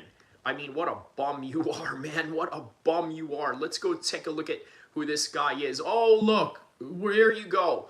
There you go. Another channel that doesn't have a name, doesn't have a face, right? Just feels like he can just say whatever he wants to say so that he can feel better about himself. There you go. You got sent to the shadow realm. No significance. Nobody knows you. No one cares about you. And quite frankly, I wouldn't be surprised if you go and hang yourself today. So there we go. All right. Anyways, let's continue on. So yeah, look, this is probably striking a nerve to him, right? You know, because I said that when it comes to Muslims, we don't have this problem because, you know what? Listen, you know the term, it takes a village to raise a child. Yeah. You know, it's not just up to the mom or dad. Look, the Western world, a lot of you are stressed out as F, right? Especially if you have children. The reason why it's a burden for you to have children is because you're the only one that's taking care of it. It's either a single mom or a single dad, or if it's just, you know, a single couple that's, or not, you know, a one unit of a couple taking care of a child with no one else helping them. This is the problem that you guys have in your westernized, individualized society.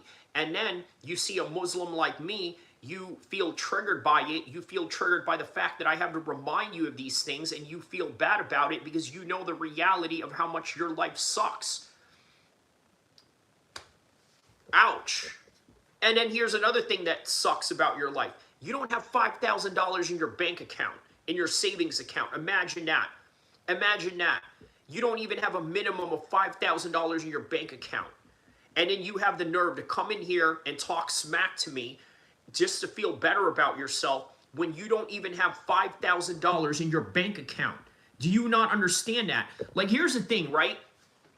Every time there's trolls that come in here, this is the only thing that I have to say. You don't have $5,000 in your bank account. And as a result of that, you start thinking, man, you know what? He's right. You start looking in your bank account and you realize, I ain't got no savings. I don't have, you know, a place to live by next week or this, that, and the other. And then it dawns to you. You start realizing, you know what? Why am I even in here talking smack to this guy who is trying to build a YouTube channel, trying to make a name for himself? Meanwhile, here you are with a pile of debt. Here you are with no $5,000 to your bank account, okay? Because you can't even come up with $5,000 in your bank account, and you realize that while talking smack to my channel. And then you realize, I don't have time to do this. I have to go do other things. I'm out of here. So me blocking you is probably the best idea for your life so you can go concentrate. And by the way, go build another account so that you can come in here and talk some more smack. So you can boost my algorithm, because that's what you are. That's what you are by the end of the day. You're nothing more than a pawn to me, and that's really all there is to it. So there it is, right? You're pathetic. You don't have $5,000 in your bank account. You can't say nothing to me. I'm more athletic than you. I got more bread than you. I got more everything than you. I got everything that is better than you. So you have no right to talk smack to me in any kind of way because you're pathetic and I'm not. And that's just what it comes down to. And you don't have $5,000 in your bank account. Let me remind you again, you don't have $5,000 in your bank account. You don't have the right to talk smack to me because I'm always going to be better than you. I live better than you. I look better than you. I act better than you. I'm physically better than you. And that's just what it really comes down to. I will verbally destroy you. I will physically destroy you. And I will mentally abuse you till kingdom come. Let's let the show continue on, shall we? $600 when adjusted for inflation compared to a parent in 1985. We once again run into the same question. And by the way, I'm playing all of this to remind all of you how much in dire destitution that you're going to be when you're coming in here talking smack to me. You need to realize what you got going on. Because look, by the end of the day, you could come in here and talk smack to me. I'm going to live comfortably. You're not. Okay, you're the one that has to contemplate, where am I going to live in the next couple of days? What am I going to do? Am I going to have enough? I don't have the problems you do. That's why I can come in here and stream all day long, stream as long as I want, do what I want. You can't do what I do because you're a bum, okay? You haven't saved enough. You haven't done enough and this, that, and the other. And here's another thing. Here's what's weird, right? Here's what's weird about you guys.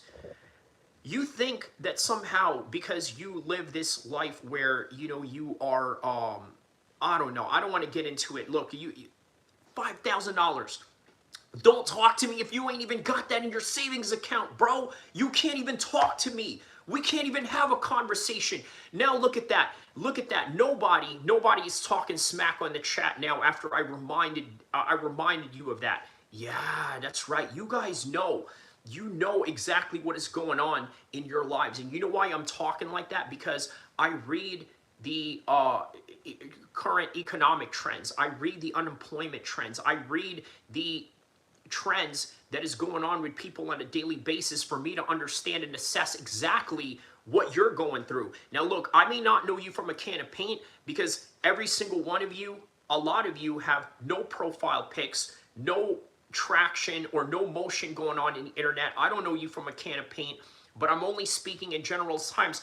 For all I know, maybe all of you people that are talking smack, maybe you could be, I don't know, as rich as Elon Musk for all I know, right? I don't know what you got going on, but bottom line, you're a bum. Derek asks, can you get me a job? No, I cannot. I don't even know you from a can of paint. And I don't even know what you look like. I just know that your name is Derek from online and you're coming in here and asking me if I can get you a job.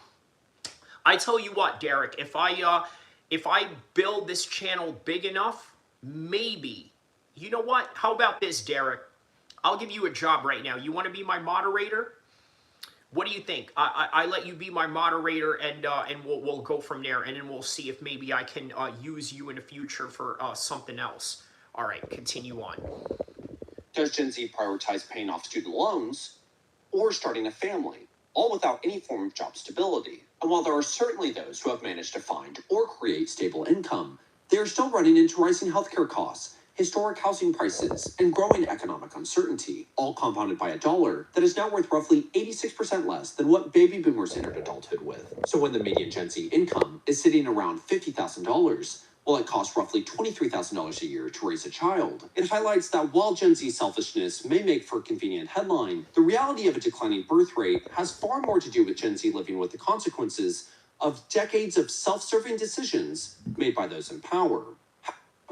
Experience Japan on a journey customized to you. Explore futuristic cities and ancient... Yeah, Japan. Explore the Japanese incel culture where they also have problems with reproducing kids because the Americans neutered their Japanese samurai warrior lifestyle to the core with one bomb and boom, there it goes. Now they're all cucked. However, even with economic conditions playing a massive role in child creation, another critical factor is that people are willing to endure hardship when there is a shared belief that tomorrow would be better than today. This is most clearly represented with the generation that is directly responsible for the baby boom. Throughout the worst economic crisis in American history, birth rates dropped 26% between 1926 and 1936, with the nation's fertility rate now falling to one of the lowest in the Western world, where families weren't just having fewer children, they were rapidly abandoning the idea of family expansion altogether, with marriage rates decreasing 22% between 1929 and 1939. Alongside this cultural shift in the nation's perspective on having children, also emerged a growing disdain of capitalism. Journalist John Chamberlain, who would later become a central figure in shaping 20th century American libertarianism, warned that the crisis was reshaping an entire generation's political and economic identity. Chamberlain feared that the prolonged stagnation was creating a resentful generation, writing,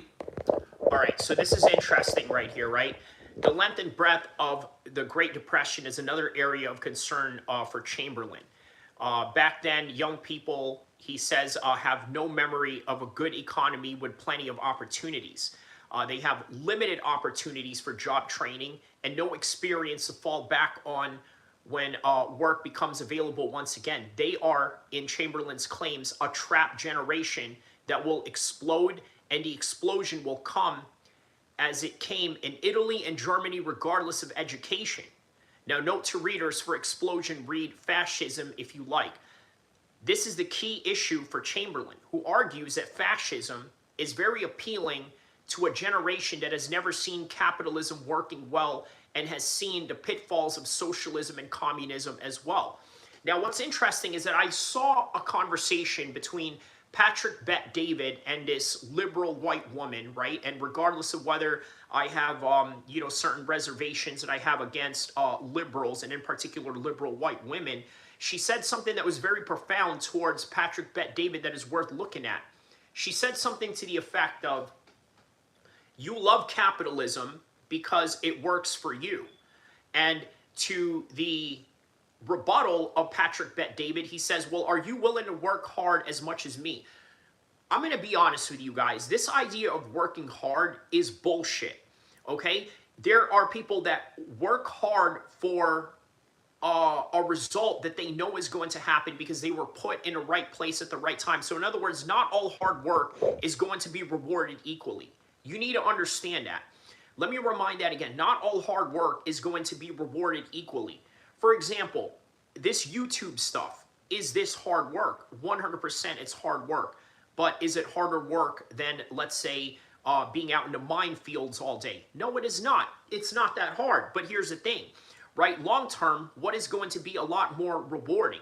This or working in a mine for minimum wage? I think this is a lot more rewarding based on the luck that comes with it, right? Just the right amount of people come in here, the right amount of people give me super chats, the right amount of sponsorships and advertisements come into play. So this is all luck. This is all luck, right? There's no hard work in this. You just happen to know what works and when to work hard at it and what benefits it gets. Look, you're out there working a labor job. You're breaking your back. You're injuring your bodies to the point where, you will no longer have your youthful exuberance or being that spring chicken that you used to be. SS Short says, working for the man don't get you far. That's right, man.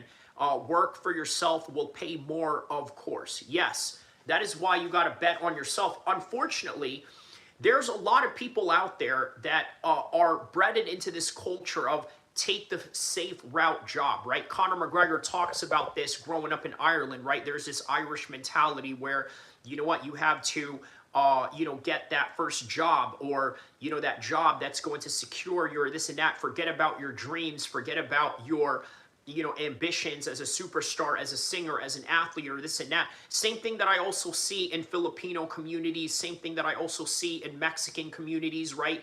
They don't often tell their children to go for something that is far beyond the reach of, let's say, superstardom or athleticism or things of that nature, right? Derek says, you have a good radio voice and a style. Thank you, my man. Thank you. SS Short says, I work for the man and started my own business. Well, there you go, my man. You know, I think that is the right way to go about things. He says, waiting until my business takes off. Well, that right there is what you have to do in today's modern world, right? Look, a lot of people have this idea and think that their job is going to be secure forever. AI is letting you guys know that that's not the case. Well, guess what? I'm in YouTube because why? I'm going to tell you why I'm in YouTube. You can't do what I do in an AI version. You know, even though I sound like I'm AI, right? My man says I have a good radio voice. I've had a lot of people that have accused me of being an AI, right? That I'm not a real person. Well, here's the thing of it, right? I was born in Libya. I was raised in the United States. I lived in different parts of the world. And in between that, I had to be understood. English is the neutral language of the world. So I had to speak the most perfect English I can possible so that anywhere that I live, I would be understood. Whether I was in England, whether I was in Libya, whether I was in the East Coast, whether I was in the West Coast, there is no mistaking in anything that I say if you understand the English language. SS Short says, I'm seeing everyone that's doing good has a side job. Yes, that is what you need to do in today's world, right? This is the reason why I have YouTube. So if all else, you know, fails, I still have this. And on top of that, I get to build a legacy at the same time. So going back to this article, right? This is a key issue for Chamberlain, who argues that fascism is very appealing to a generation that has never seen capitalism working well and has seen the pitfalls of socialism and communism as well. He believes that vocational training is necessary to prepare young people to work when jobs become available, saying that their success depends on the creation of expansion of night schools, vocational schools, and alert vocational guidance, and dead-end jobs must be accompanied with training on the side for other jobs. Which, by the way, goes into exactly everything that we're talking about right now. Young people have no memory of a good economy with plentiful opportunities. They are a trapped generation that will explode. He illustrated this volatility through the story of Joe Carnes, a young office boy who once identified as communist, convinced this economic system is never going to spread out enough to take us all in, yet abandoned politics entirely after a modest promotion. To Chamberlain, it proved that ideology was rarely the problem. Opportunity was. And without vocational training, night schools, domestic investment, and real job pipelines, he argued, education is a weak bulwark for democracy if democracy can't deliver the goods in the form of jobs, a future, or just plain hope, almost perfectly mirroring the reality that young Americans face today. However, by the late 1930s, New Deal programs like the Civilian Conservation Corps and the Works Progress Administration provided jobs for millions of young men, with federal investment in public infrastructure resulting in the construction of over 40,000 new schools, libraries, and hospitals between 1933 and 1939. And even though the actual cost of raising children had not substantially decreased, nor had the Depression massively improved, this renewed sense of optimism and societal investment, alongside the rise of American mass media, introducing characters like Superman, offered the nation's youth a sense of hope that a better tomorrow was always possible, resulting in both fertility and marriage rates beginning to rise by the end of the decade,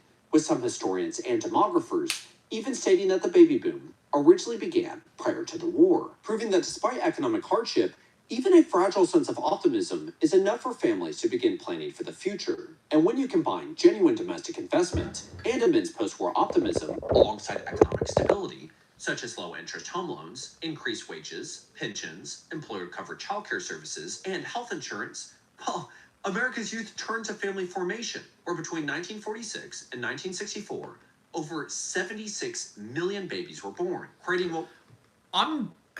I gotta be honest with you, I'm surprised of how many people out there don't have insurance, right? Don't have health insurance, right? It is alarming, right? And their common response is, I work out, I eat healthy, I don't need a doctor, or this and that. I'm hoping that I'm not gonna need a doctor. I mean, dude, it's sad, man. It's sad, but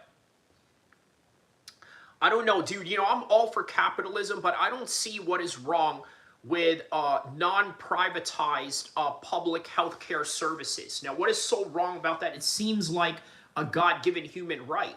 Now, are the police privatized? Are the fire departments privatized? No, they are essential for your survival and also for the survival and order of society. Let me repeat that again.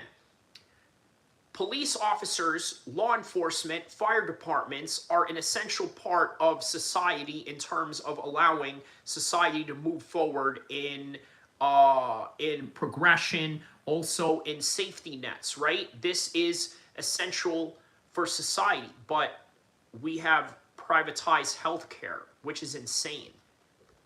What we now call the baby boom, signaling that while governments across the world are doing everything they can to encourage Gen Z to have kids, the reality is that the internet has brought young people together all over the world.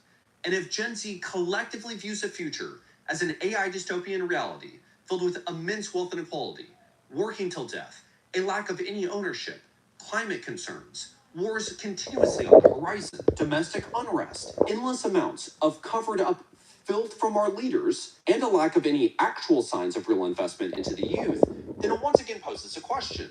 Does Gen Z wait and do everything they can to try and build up their own stability, or go ahead and have children? This question is especially relevant when the generation predominantly using the selfish label went through this very same reality.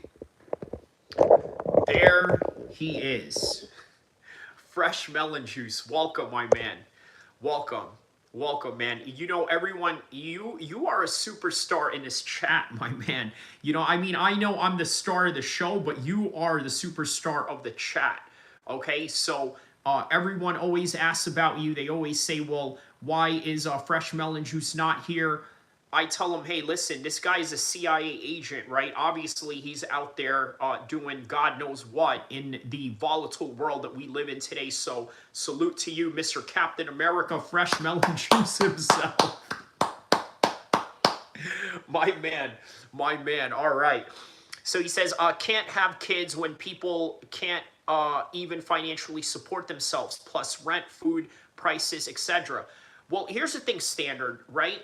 Say that to the Muslims that are living under welfare, right? I mean, look, let's be honest, right? If you're living in the Western world as a Muslim and as a refugee, you're living on welfare. All these Afghan guys that I see at the mosque who are refugees, all these Syrians, these Iraqis who come from war-torn regions, these Libyans that are living over here in Sacramento, they're living under government assistance, yet they're having kids. Right? Well, what I'm trying to say with that is, look, people are not having kids, yes, because it's difficult, but at the same time, they don't have an ideological setting.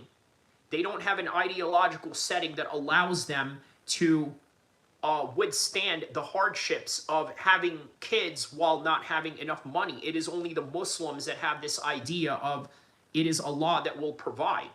I think Christians also have that same aspect as well too.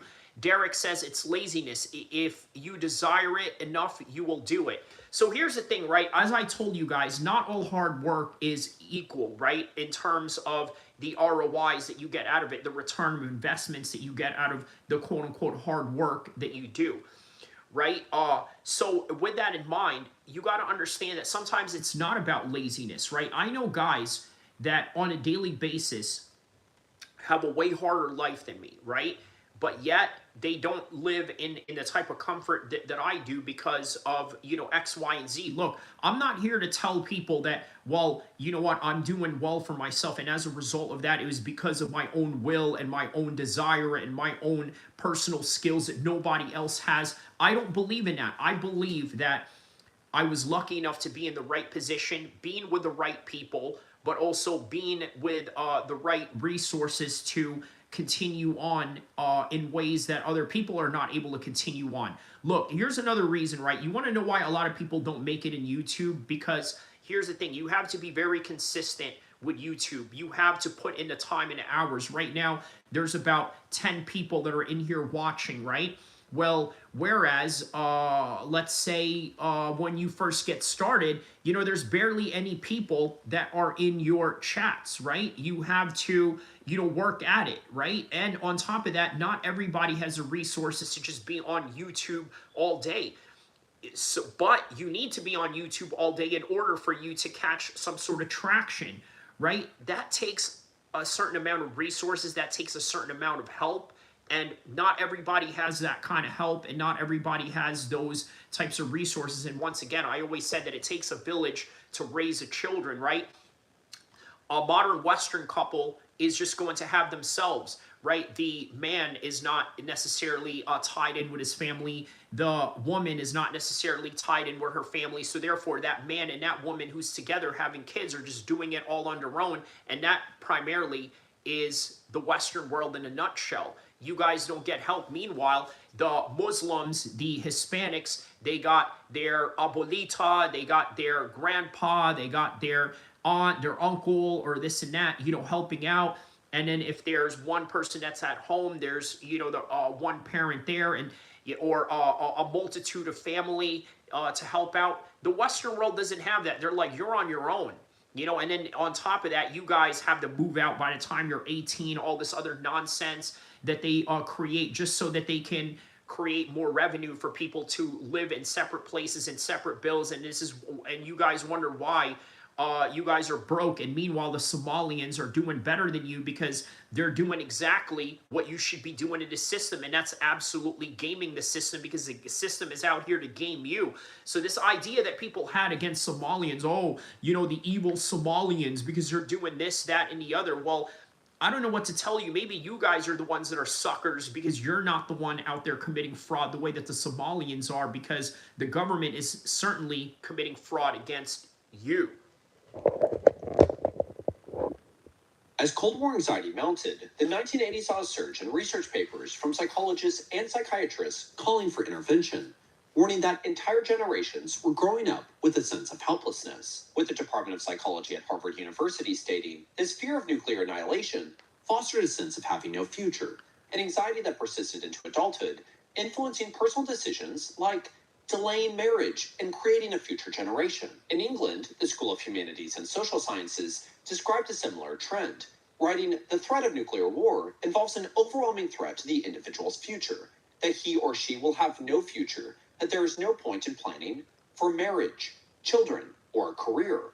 And as the FDA approved the first oral contraceptive in 1960, for a generation coming of age amidst rising divorce rates, growing disillusionment, a cultural rejection of traditional societal norms, and the dismantling of the nuclear family, having children became deliberate and intentional, particularly... I think it's safe to say that it was in the 1960s when all of this started unraveling, right? I'll give you an interesting story about this Islamic sheikh in Egypt. His name was Sayyid Qutb, right? By the way, for those of you that know anything about Sayyid Qutb, he is literally the grandfather of jihadi terrorism, right? At least that is according to the U.S. State Department and other anti-terrorism analysts and anti-terrorism historians will tell you this, okay? Sayyid Qutb, look him up, right? Egyptian scholar, came to the United States in the 1950s, and for as conservative as America was in the 1950s, Sayyid Qutb started seeing the flaws of American conservative lifestyles, right? For example, he said that Americans were obsessed with their lawns, right? They have this weird obsession with their lawns. He found it kind of weird, right? And again, this was during the time of when America was at its most conservative, and even he saw something that was sort of falling into the cracks of this future problem in terms of how the average American is going to view American society, right? Well, came the 1960s. All of a sudden, all of these things started unraveling in the 1960s. You started having hippies. You started having teenagers that were rebelling against their parents. And then here we are, right? So he says, yup, hard work and its returns is relative to a lot of things. Correct, yes. Shout out to Standard on that one. As more young Americans began to question whether the future would be more prosperous than the past. And for the Gen X viewers out there, This is a reason why your generation is so small. So when you have researchers at the University of Sydney pointing to a growing Gen Z mental health crisis driven by economic insecurity and social instability, Gen Z in South Korea referring to the country as Hell Joseon, a hellish, hopeless society, Gen Z in China calling themselves rat people, a way to describe burnout, high unemployment, and disillusionment with the rat race, Gen Z across Europe effectively facing the same struggles of a failing job market being blamed on laziness and entitlement, while in Canada, despite Gen Z saving more than any previous generation, they have effectively given up on home ownership. If the powers that be genuinely cared about a potential population... Michael Trot says, more money I make, less work I do, hard work pays off, isn't really true. Let's see here. I'm going to try to analyze what you're saying here. You brought up a very good point here, my cot. I'm just going to call you my. Okay, so more money I make, less work I do, hard work pays off, isn't really true. Yes, it's not true depending on what it is that you do, right? Now, I could tell you that I've worked in the car industry before, right? I left it because one of the reasons why is because they charge interest, which is riba, which is haram in Islam, but that's neither here or there, right? But what I will say is that for that particular business, that was probably the most money that I ever made, even more so than any corporate jobs that I've ever, had, right? Working in the car industry. What I will say is that even till this day, right, it is the most money that I've ever made in any industry. So I think there is a certain level of comfort that you live, even after being in a business like that. But yes, that is one case where that is true, right? The more money I make, the less work I do, hard work pays off. In that particular instance that I just told you right now, that is where it actually matters. So this is why I say that it's really relative, right, in its perspective, right, depending on what it is that you do and the outcome that you have out of it, right? I mean, obviously, if you're a championship level fighter, you can fight once a year and then never have to work for the rest of the year, and that's it, right? Like Canelo or these other UFC fighters that only fight once a year and then just live off of that paycheck for the entire year, right? But yeah, that is where that actually applies. Now, this idea that you work in construction day in and day out, boxing, putting boxes in shelves and things of that nature, breaking your back, it's not necessarily going to make you more money. It's not necessarily going to make you do less work. And it is hard work, but does it pay off? And that's where you're right about that, Mike Croft. I don't know how to pronounce your name, but yeah, Mykot Trough, I think is how you say your name. But anyways, yes, that is where it isn't really true. But in other cases that I had mentioned, in these exceptional cases that I mentioned, that is absolutely true. By the way, guys, don't forget to hit the like button and subscribe button as we continue on. Population collapse, then they must stop having these pointless discussions of selfishness and redirect attention to real change. And to just prove the impact of shared struggles all across the world, I'm 26 years old and I live in Austin, Texas.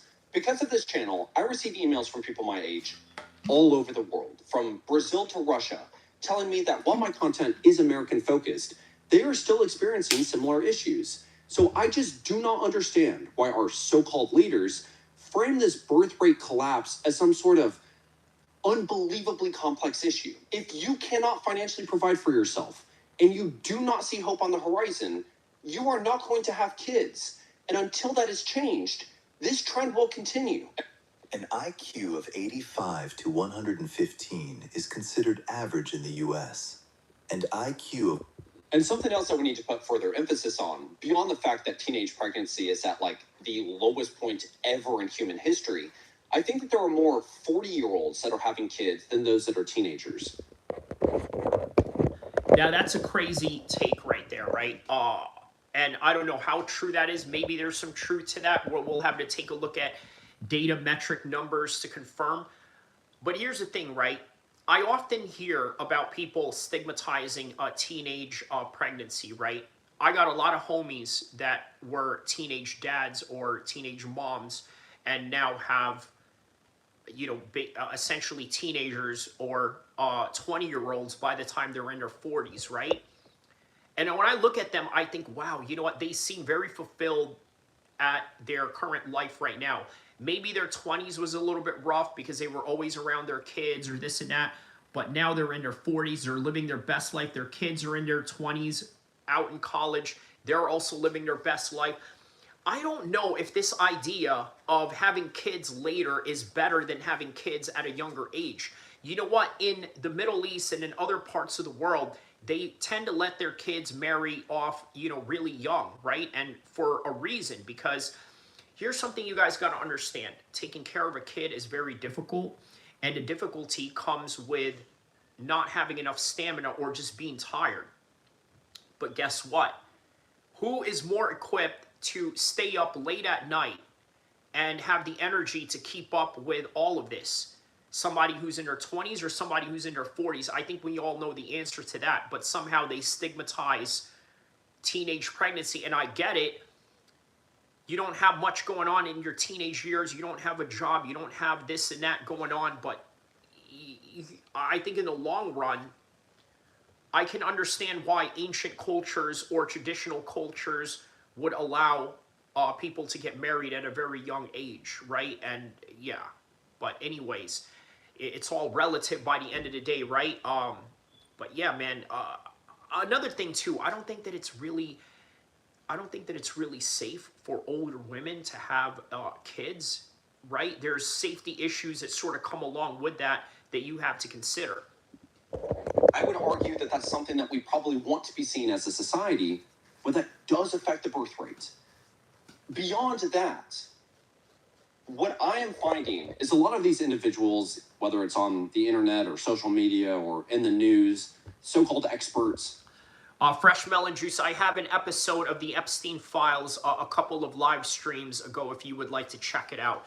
This one is geared towards generational awareness, you know, just the strife that people of younger generations are going through, which, by the way, kind of relates to MMA Guru making fun of Ariel Helwani for being 43 and having kids. Meanwhile, here's MMA Guru, who now has all the money in the world, who now has all the fame that he needs to find whatever partner he needs to fulfill that part of his life, but yet continues not to do so. Meanwhile, here's these other kids that are his age that are, you know, not having kids due to the fact that they don't have the opportunities that he has. Have you looked into the Epstein email? Okay, Jmail or Jmail or email? You're writing email and Jmail at the same time. Have you looked into Epstein's email, Jmail? Or you just mean email? Maybe a little bit of a typo there. I haven't looked at all of it, but I've seen some of it, yes. Are spending all of their time focusing on the birth rate collapse as if it's solely responsible for modern dating culture or the selfishness or the laziness, or people just want to go out and travel and vacation, or a lot of these other things. Obviously there's some validity to it, right? I think the dating pool sucks. What I think that we're missing here is the meat and potatoes of this argument. The economy is not working, at least for the average person. I think it's probably working for whoever it's intended to work for, but not the average person, not the majority of individuals. And I gotta say, when is anybody gonna say that the way that society is functioning and the direction that we're heading is not a great one? All right, so he's absolutely right about that, right? When he said that it doesn't work for everybody, I know what he means by that. When I tell people you got to get on YouTube and make money off of this, right? There's a lot of people that become very apprehensive about this. Look, guys, I've told you guys, if you've been in this live chat long enough, if you've been on my channels long enough, I've told you my background, right? I've been around all types of badasses. Military people, gangbangers, and pro fighters, right? What do they all have in common? Gangbangers, military people, and pro fighters. They all have an interesting story to tell.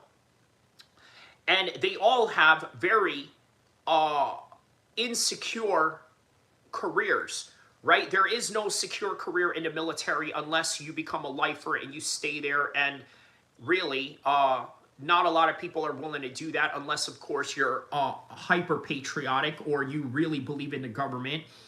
Not a lot of gangsters are going to have a lot of good outcome or a retirement package plan of being a gangster. And pro fighters, if you're an MMA or a boxing guy, you already know the deal with that, right? There's not a good ending for a lot of people's careers in that. So I tell them, you got to get on YouTube. And this also goes for just the average Joe that's just living an average life. You got to get on YouTube. Now, here's the thing.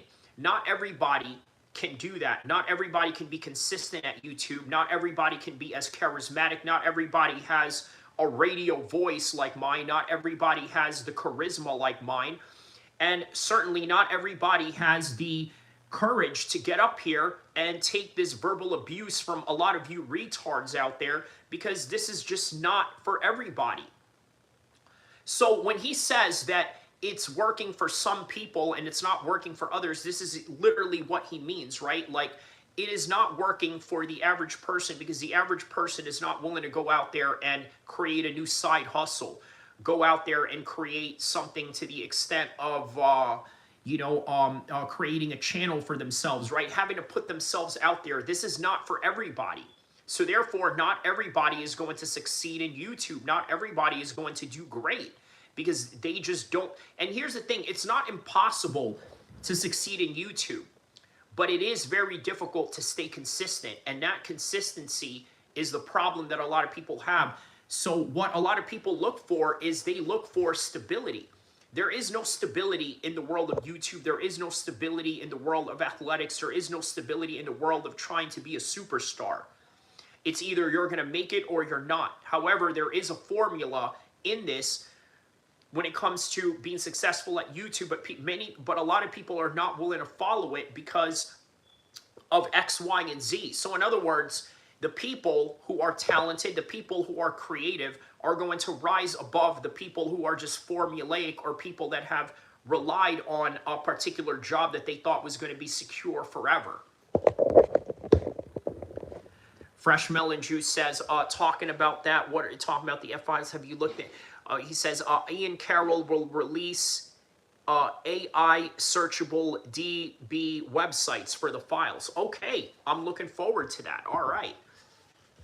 I just feel like so many of these so-called leaders or voices or different things like that are making careers out of talking about like the seasoning on top of the meat and potatoes. It's like they don't actually know anything.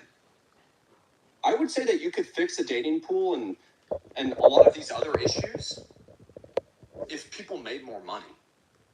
If a house didn't cost, if my 600 square foot apartment didn't cost, what it was that a mortgage payment was just a decade ago. Now, he's right about that, but here's the thing, right? How do you bring those prices down when since 2001, right, America has been at war, the world has been at war, and as a result of this, it affected everyone's economy from the top to the bottom and to every other country that it can reach, and everything that is affected by, such of these decisions that have been made a long time ago. I'm almost spending $2,000 a month just on my rent and my health insurance. And the craziest thing is that for a lot of you watching this, that's fantastic. So then I'm going to add another $1,100 a month for childcare. So I'm spending over $3,000 a month, and I haven't even bought. Yeah, once again, childcare, right? It takes a village to raise children, and a lot of you live in an individualized society that will never allow this. That's just what it is. Groceries yet, or car insurance, or all of these other things. It's unreal how. I think what I'm really just wanting to stress is that this birth rate collapse. Well, I would say for because humans to survive. Literally, when you walk in the club, that's what you see. You see women survival. Dancing on women with their best. I'm noticing a lot of men are too cool. Like, y'all too cool to be in the club. And I'm realizing that every time I notice that it's a lot of women in the party, The men literally are sitting there like stuck on what to fucking do. And let me break this down real quick since I got a couple, 2-3 people in here. Share this live real quick. The reason why I feel like men don't know how to approach parties anymore, because when I tell you it was 7 women to 1 man last night, all beautiful, sexy. 6, 7 other women right behind me. There's another 6, 7 women right there in front of me. There's 4 other women behind her. All right, So for back. me to be so Sorry about that. about a woman that gives me a dirty look, doesn't talk to me, doesn't want to dance and look at me. It's too many women in there, fellas. I think y'all be getting shut down by the one chick y'all been stalking all night. Y'all sit there and watch one girl you like all night. That girl done went from friend group to VIP, the bottle, the section, up to the stage, DJ booth, back to the bar, over there, over here, over there, shaking ass, shaking ass. You sat there on the wall watching her the whole fucking night. You ain't two-step, you ain't Cabbage Patch, you ain't do nothing. So then the one time you gather up the courage, you say, damn, let me just go say something to this girl for one of these niggas really snatch her up. You go over there and she just blow you off, pause, like, on some fuck out of here, like, nah, I'm good, like, I got a boyfriend lying to you. What up, what up, what up, what up? Salute. Shout out to Kai in the audience. What up, what up? Live streaming live. You heard? Shout out to your YouTube, man. 2 hours and 8 minutes into it. What up, what up, what up, Kai? What up? West Coast to the east and back. But yo, men have been conditioned not to dance in the club. Men have been conditioned not to party in the club. Men have been conditioned not to actually have fun in the club. Men have been conditioned to stand around and spend money in the club. Men have been conditioned to literally buy bottles in sections in the club. Men have been conditioned to just literally trick off money instead of having a personality, having some type of fucking humor to them, having some type of fucking, like, a life. We just statues. And we sit back and watch girls dance and twerk on each other all fucking night. And that right there is how we got conditioned to not give a fuck about nothing else but standing there and waiting for a moment that you could say hi to one of the bitches that you want to say hi to. It's like, it's been years of that shit. It's like, ew, it's getting corny, honestly. I mean, I don't mind just seeing a bunch of women twerking on each other all day, but then it's like, well, it is a party. It's a club. Why y'all not dancing with each other? Like, why men and women can't just dance? You can't tell me all these women are lesbian. So you mean to tell me every... All right, so that's a homie of mine from New Jersey. Shout outs to Robert Kelsey, a.k.a. the Garden State Pusher. He's a club promoter, right? It's a good insight as to understanding why people are not having kids, right? He's seeing it from, you know, the club perspective. So check out the rest of his live stream. It's on Robert Kelsey at Facebook. I'm going to check out the rest of that later on. But yeah, let's get back and finish off this video that we were reacting to why Gen Zs gave up having kids, and then we'll go from there. I think the way that it's being, I just don't think that the people that are discussing it actually care to see it better. Because if you did, you would talk about the obvious things. And by the way, shout out to Damian Cassidy. That is the channel that I am reacting to right now. So be on the lookout for this guy as well. You know, I'm gonna bring in one other thing here. So, you know, some of you guys are gonna hate me a bit, but I look at my closest friends, absolute, just top performers, great individuals. The parents was infidelity, physical abuse, mental abuse, other types of abuse, unfortunately. The amount of divorce is like near 100%. This is why I switched to weight loss by... All right, a little commercial here. Okay, back. With that being said, again, all great individuals, but their perception of the future, including myself, I have great parents, but I have to say, the majority of my childhood was consumed by divorce. Our collective thoughts about the future is we are so concerned about what direction it is that we're heading because we have seen it through our parents that we feel like we have to provide as much stability as we possibly can. What I'm ultimately saying is that when I used to work at a bank from 18 to 22 or whatever it was, 24, I guess, I would see individuals that were the parents of my friends and other individuals I went to school with. They would come in. I would see that they were cheating on their husband or their wife. I would see that they were lying about credit card debt, that they had extra lines of credit on their home equity lines of credit, that they were drowning in debt. They had liquidated their 401ks because of gambling issues. I think it's just, I'm ultimately trying to say that I'm shocked how a lot of these individuals saying you're selfish for not having kids weren't great role models. And I'm sorry to say that. Like, that isn't a great thing, and a lot of you are fantastic parents.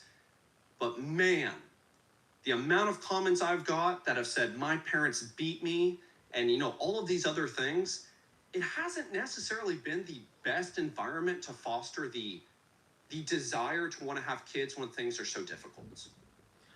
Now, that right there, I'm going to leave it at that. You can watch the rest of that video. There's only like 3 minutes left off of that video or you can just watch it entirely with no interruptions from the very beginning. That video is called Why Gen Zs Gave Up on Having Kids by Damian Cassidy. It's right on this one. You can see the rest of that right there. But the other topic that we're obviously talking about is also why Valentine's Day is a pagan holiday. But let's hear what my man Robert Kelsey has to say. I was just playing, he's live right now, but I thought that he has a lot of wisdom on these particular topics.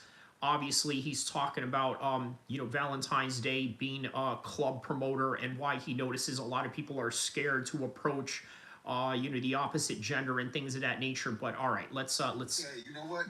we're gonna end our live stream with this right here. Go to a friend. See, that was me. If a woman turned me down dancing, I don't get mad. I just turn right around to a friend. And then she gonna be looking at me and a friend going crazy, trying to hype a friend up, and a friend looking at her like, "Fuck out of here, bitch. You had your turn." Like, we having fun. Like, it's too many bad women last night that I seen just literally dancing with each other, and I'm like, damn, all these fellas in here just like, y'all fumbling the ball right now. It's Valentine's Day Eve. Last night, and y'all fumbling the bag. Like, it's like y'all just came to sit there and love it. But we conditioned to do that. Because if we try to even walk up on a woman in the club, a friend that's drunk gonna say something, a cousin gonna jump in the middle like she wanna fight you, the other friend gonna be like, nah, fuck out of here, you's a bum, broke nigga, you ain't got no money. And then the one you actually want is just looking like, sorry, I wish I would, but, my friends don't like you. That's so corny to me. I remember a time where I walk up to a friend group of 4 or 5 maybe.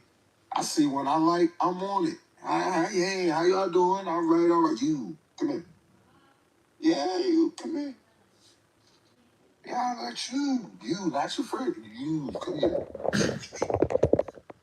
If she come over there. No, Fresh, what happened was, I think my thing shut down, or I'm sorry, my phone had shut down even though I was charging it, but one of those weird occurrences. But yeah, I'm back anyways regardless, so, all right. Let me all homeless and shit. Once I talk to you, Anyways. game over. I don't know why men in the club full of women, well, I know why, but it's hard to understand why men just sit around and just sit there. And we've been conditioned to do that. So it's like, women, y'all gonna have to change it. From now on, I challenge women to not stop dancing with their friends. I don't want to say not have fun with your friends and be outside shaking your ass. But I challenge you women, when you in the club, to actually go up to some men with your friend group and start fucking dancing. I didn't say start fucking. I said start dancing. Fucking dancing. Dance on them niggas. If you see a nigga that been sitting at the bar. So what my man is basically saying here is that a lot of guys are shy nowadays, right? And that's probably also another factor why a lot of people are not having kids. Who is this dude talking? A Muslim prophet? No, he's actually a Muslim brother of mine, right? He's a rapper from New Jersey, Garden State Pusher. Go check him out. He's live on Facebook right now. I'm going to get out of here soon. You guys can go check him out. It's right here on Facebook. This is under this name right here. So yeah, be on the lookout for that. I dropped a few comments here and you know, basically told him that he is live on my stuff right now. So it kind of goes into what we're talking about, right? He's a club promoter. You know, he starts noticing that a lot of people are not, you know, really approaching, you know, each other in the clubs, and it kind of explains why people are not having kids. But you know, real interesting conversation. It's a party, it's a club. We ain't supposed to be in there to look around like nobody. That's why when I get on the mic, hey yo, if you here on that bougie shit, take your punk ass home. We not doing that tonight. Not here. Welcome to the motherfucking guard. Stay pushing on this motherfucking microphone. You gonna shake ass, you gonna twerk, and you gonna get in trouble when you get home because it's gonna be all online, and you gonna be like, damn, I look good out there shaking my ass, but this nigga's pissed off. That's you. All right, so a little recap on everything that we talked about in this chat, right? So, okay, we're going to leave it off with why, you know, Valentine's Day is a pagan holiday. But anyways, yeah, we talked about MMA Guru, how he made fun of Ariel Helwani for having 3 kids at 43 years old. Meanwhile, he has no children of his own and does not have a social life. Okay, this is literally a reflection of Generation Incel, perhaps. Okay, we talked about UFC's White House Card, why there's only 7 fights. But we didn't talk about why Valentine's Day is a pagan holiday and why we shouldn't celebrate it. Okay, so let's go back to this real quick. Okay, why is pagan? Okay, so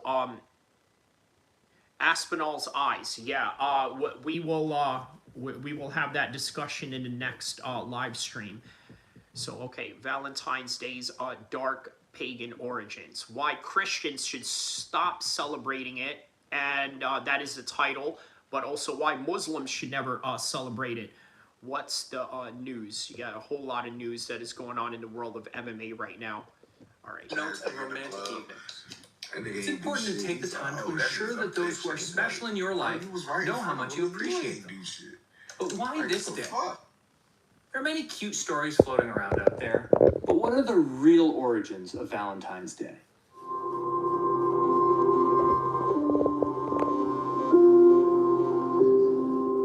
Traditions don't become traditions without backstory, but all too often we simply go along with what everyone has always done and fail to question how it all began. The Encyclopedia Britannica helps connect the dots to an ancient festival which gradually morphed into modern Valentine's Day. The holiday has origins in the Roman festival of Lupercalia, held in mid-February. So the holiday has its origins in a Roman festival of Lupercalia, held in mid-February. The festival, which celebrated the coming of spring, included fertility rites and pairing off of women with men by lottery. Thoughts? Is Japan Islamophobic? Yes. And the reason why is because they love their religion, they love their culture, right? It's okay to love your culture, but religion is another thing that's for Allah and to decide what is the rightful religion. But yeah, they're scared of Islam because obviously that is just what Muslims do. They, listen, we how do I say this? We forbid what is evil and enjoy what is good, and sometimes we change it by our hands, and the Japanese are not too thrilled about that. The festival, which celebrated the coming of spring, included fertility rites and the pairing off of women with men by lottery. This pairing off of women with men by lottery was the original Be My Valentine. How romantic. Pull a name out of a hat for an intimate evening. Of course, little is written of the obvious repercussions of such an evening of debauchery. One can only wonder how many lives of young women were drastically altered based solely on who drew their name. If this wasn't enough, let's fill in a few more of the details concerning Lupercalia. From History.com. In ancient Rome, the feasting began after the ritual sacrifice. When the Feast of Lupercal was over, the Luperci, a group of Roman priests, cut strips, also called thongs or fabrua, of goat hide from the newly sacrificed goats. They then ran naked or nearly naked around Palatine, an area of Rome, whipping any woman within striking distance with the thongs. Many women welcomed the lashes and even bared their skin to receive the fertility rite. Suddenly being invited out for traditional Valentine's Day doesn't sound so appealing. Of course, like so many other pagan festivals, Lupercalia needed to be Christianized in order to survive. Later, Pope Gelasius I muddled things in the 5th century by combining St. Valentine's Day with Lupercalia to expel the pagan rituals. It was a little more of a drunken revel, but the Christians put clothes back on it. This is not a day which honors love. It does not honor women, nor does it promote healthy relationships. With society's current desire to expel anything with a past which does not live up to modern ideals, we have to ask the question, why hasn't Valentine's Day been canceled? For more videos detailing the origins of modern celebrations, be sure to click on our... All right, so that is from the video Tomorrow's World Viewpoint. So, all right, yeah, there it is. So now we covered everything. We covered MMA Guru. We covered the UFC White House fight card, Aspinall's eyes, as Fresh Melon Juice was saying. I'll probably make a topic about that in the next live stream. We didn't really go over much of that in this one. But on any regard, guys, listen, don't forget to like and subscribe. I will see you in the next one. Don't forget to hit the like button, hit the subscribe button. Check out all the videos, all the live streams. I'm going to be coming with more live streams and more videos in the future to come, inshallah.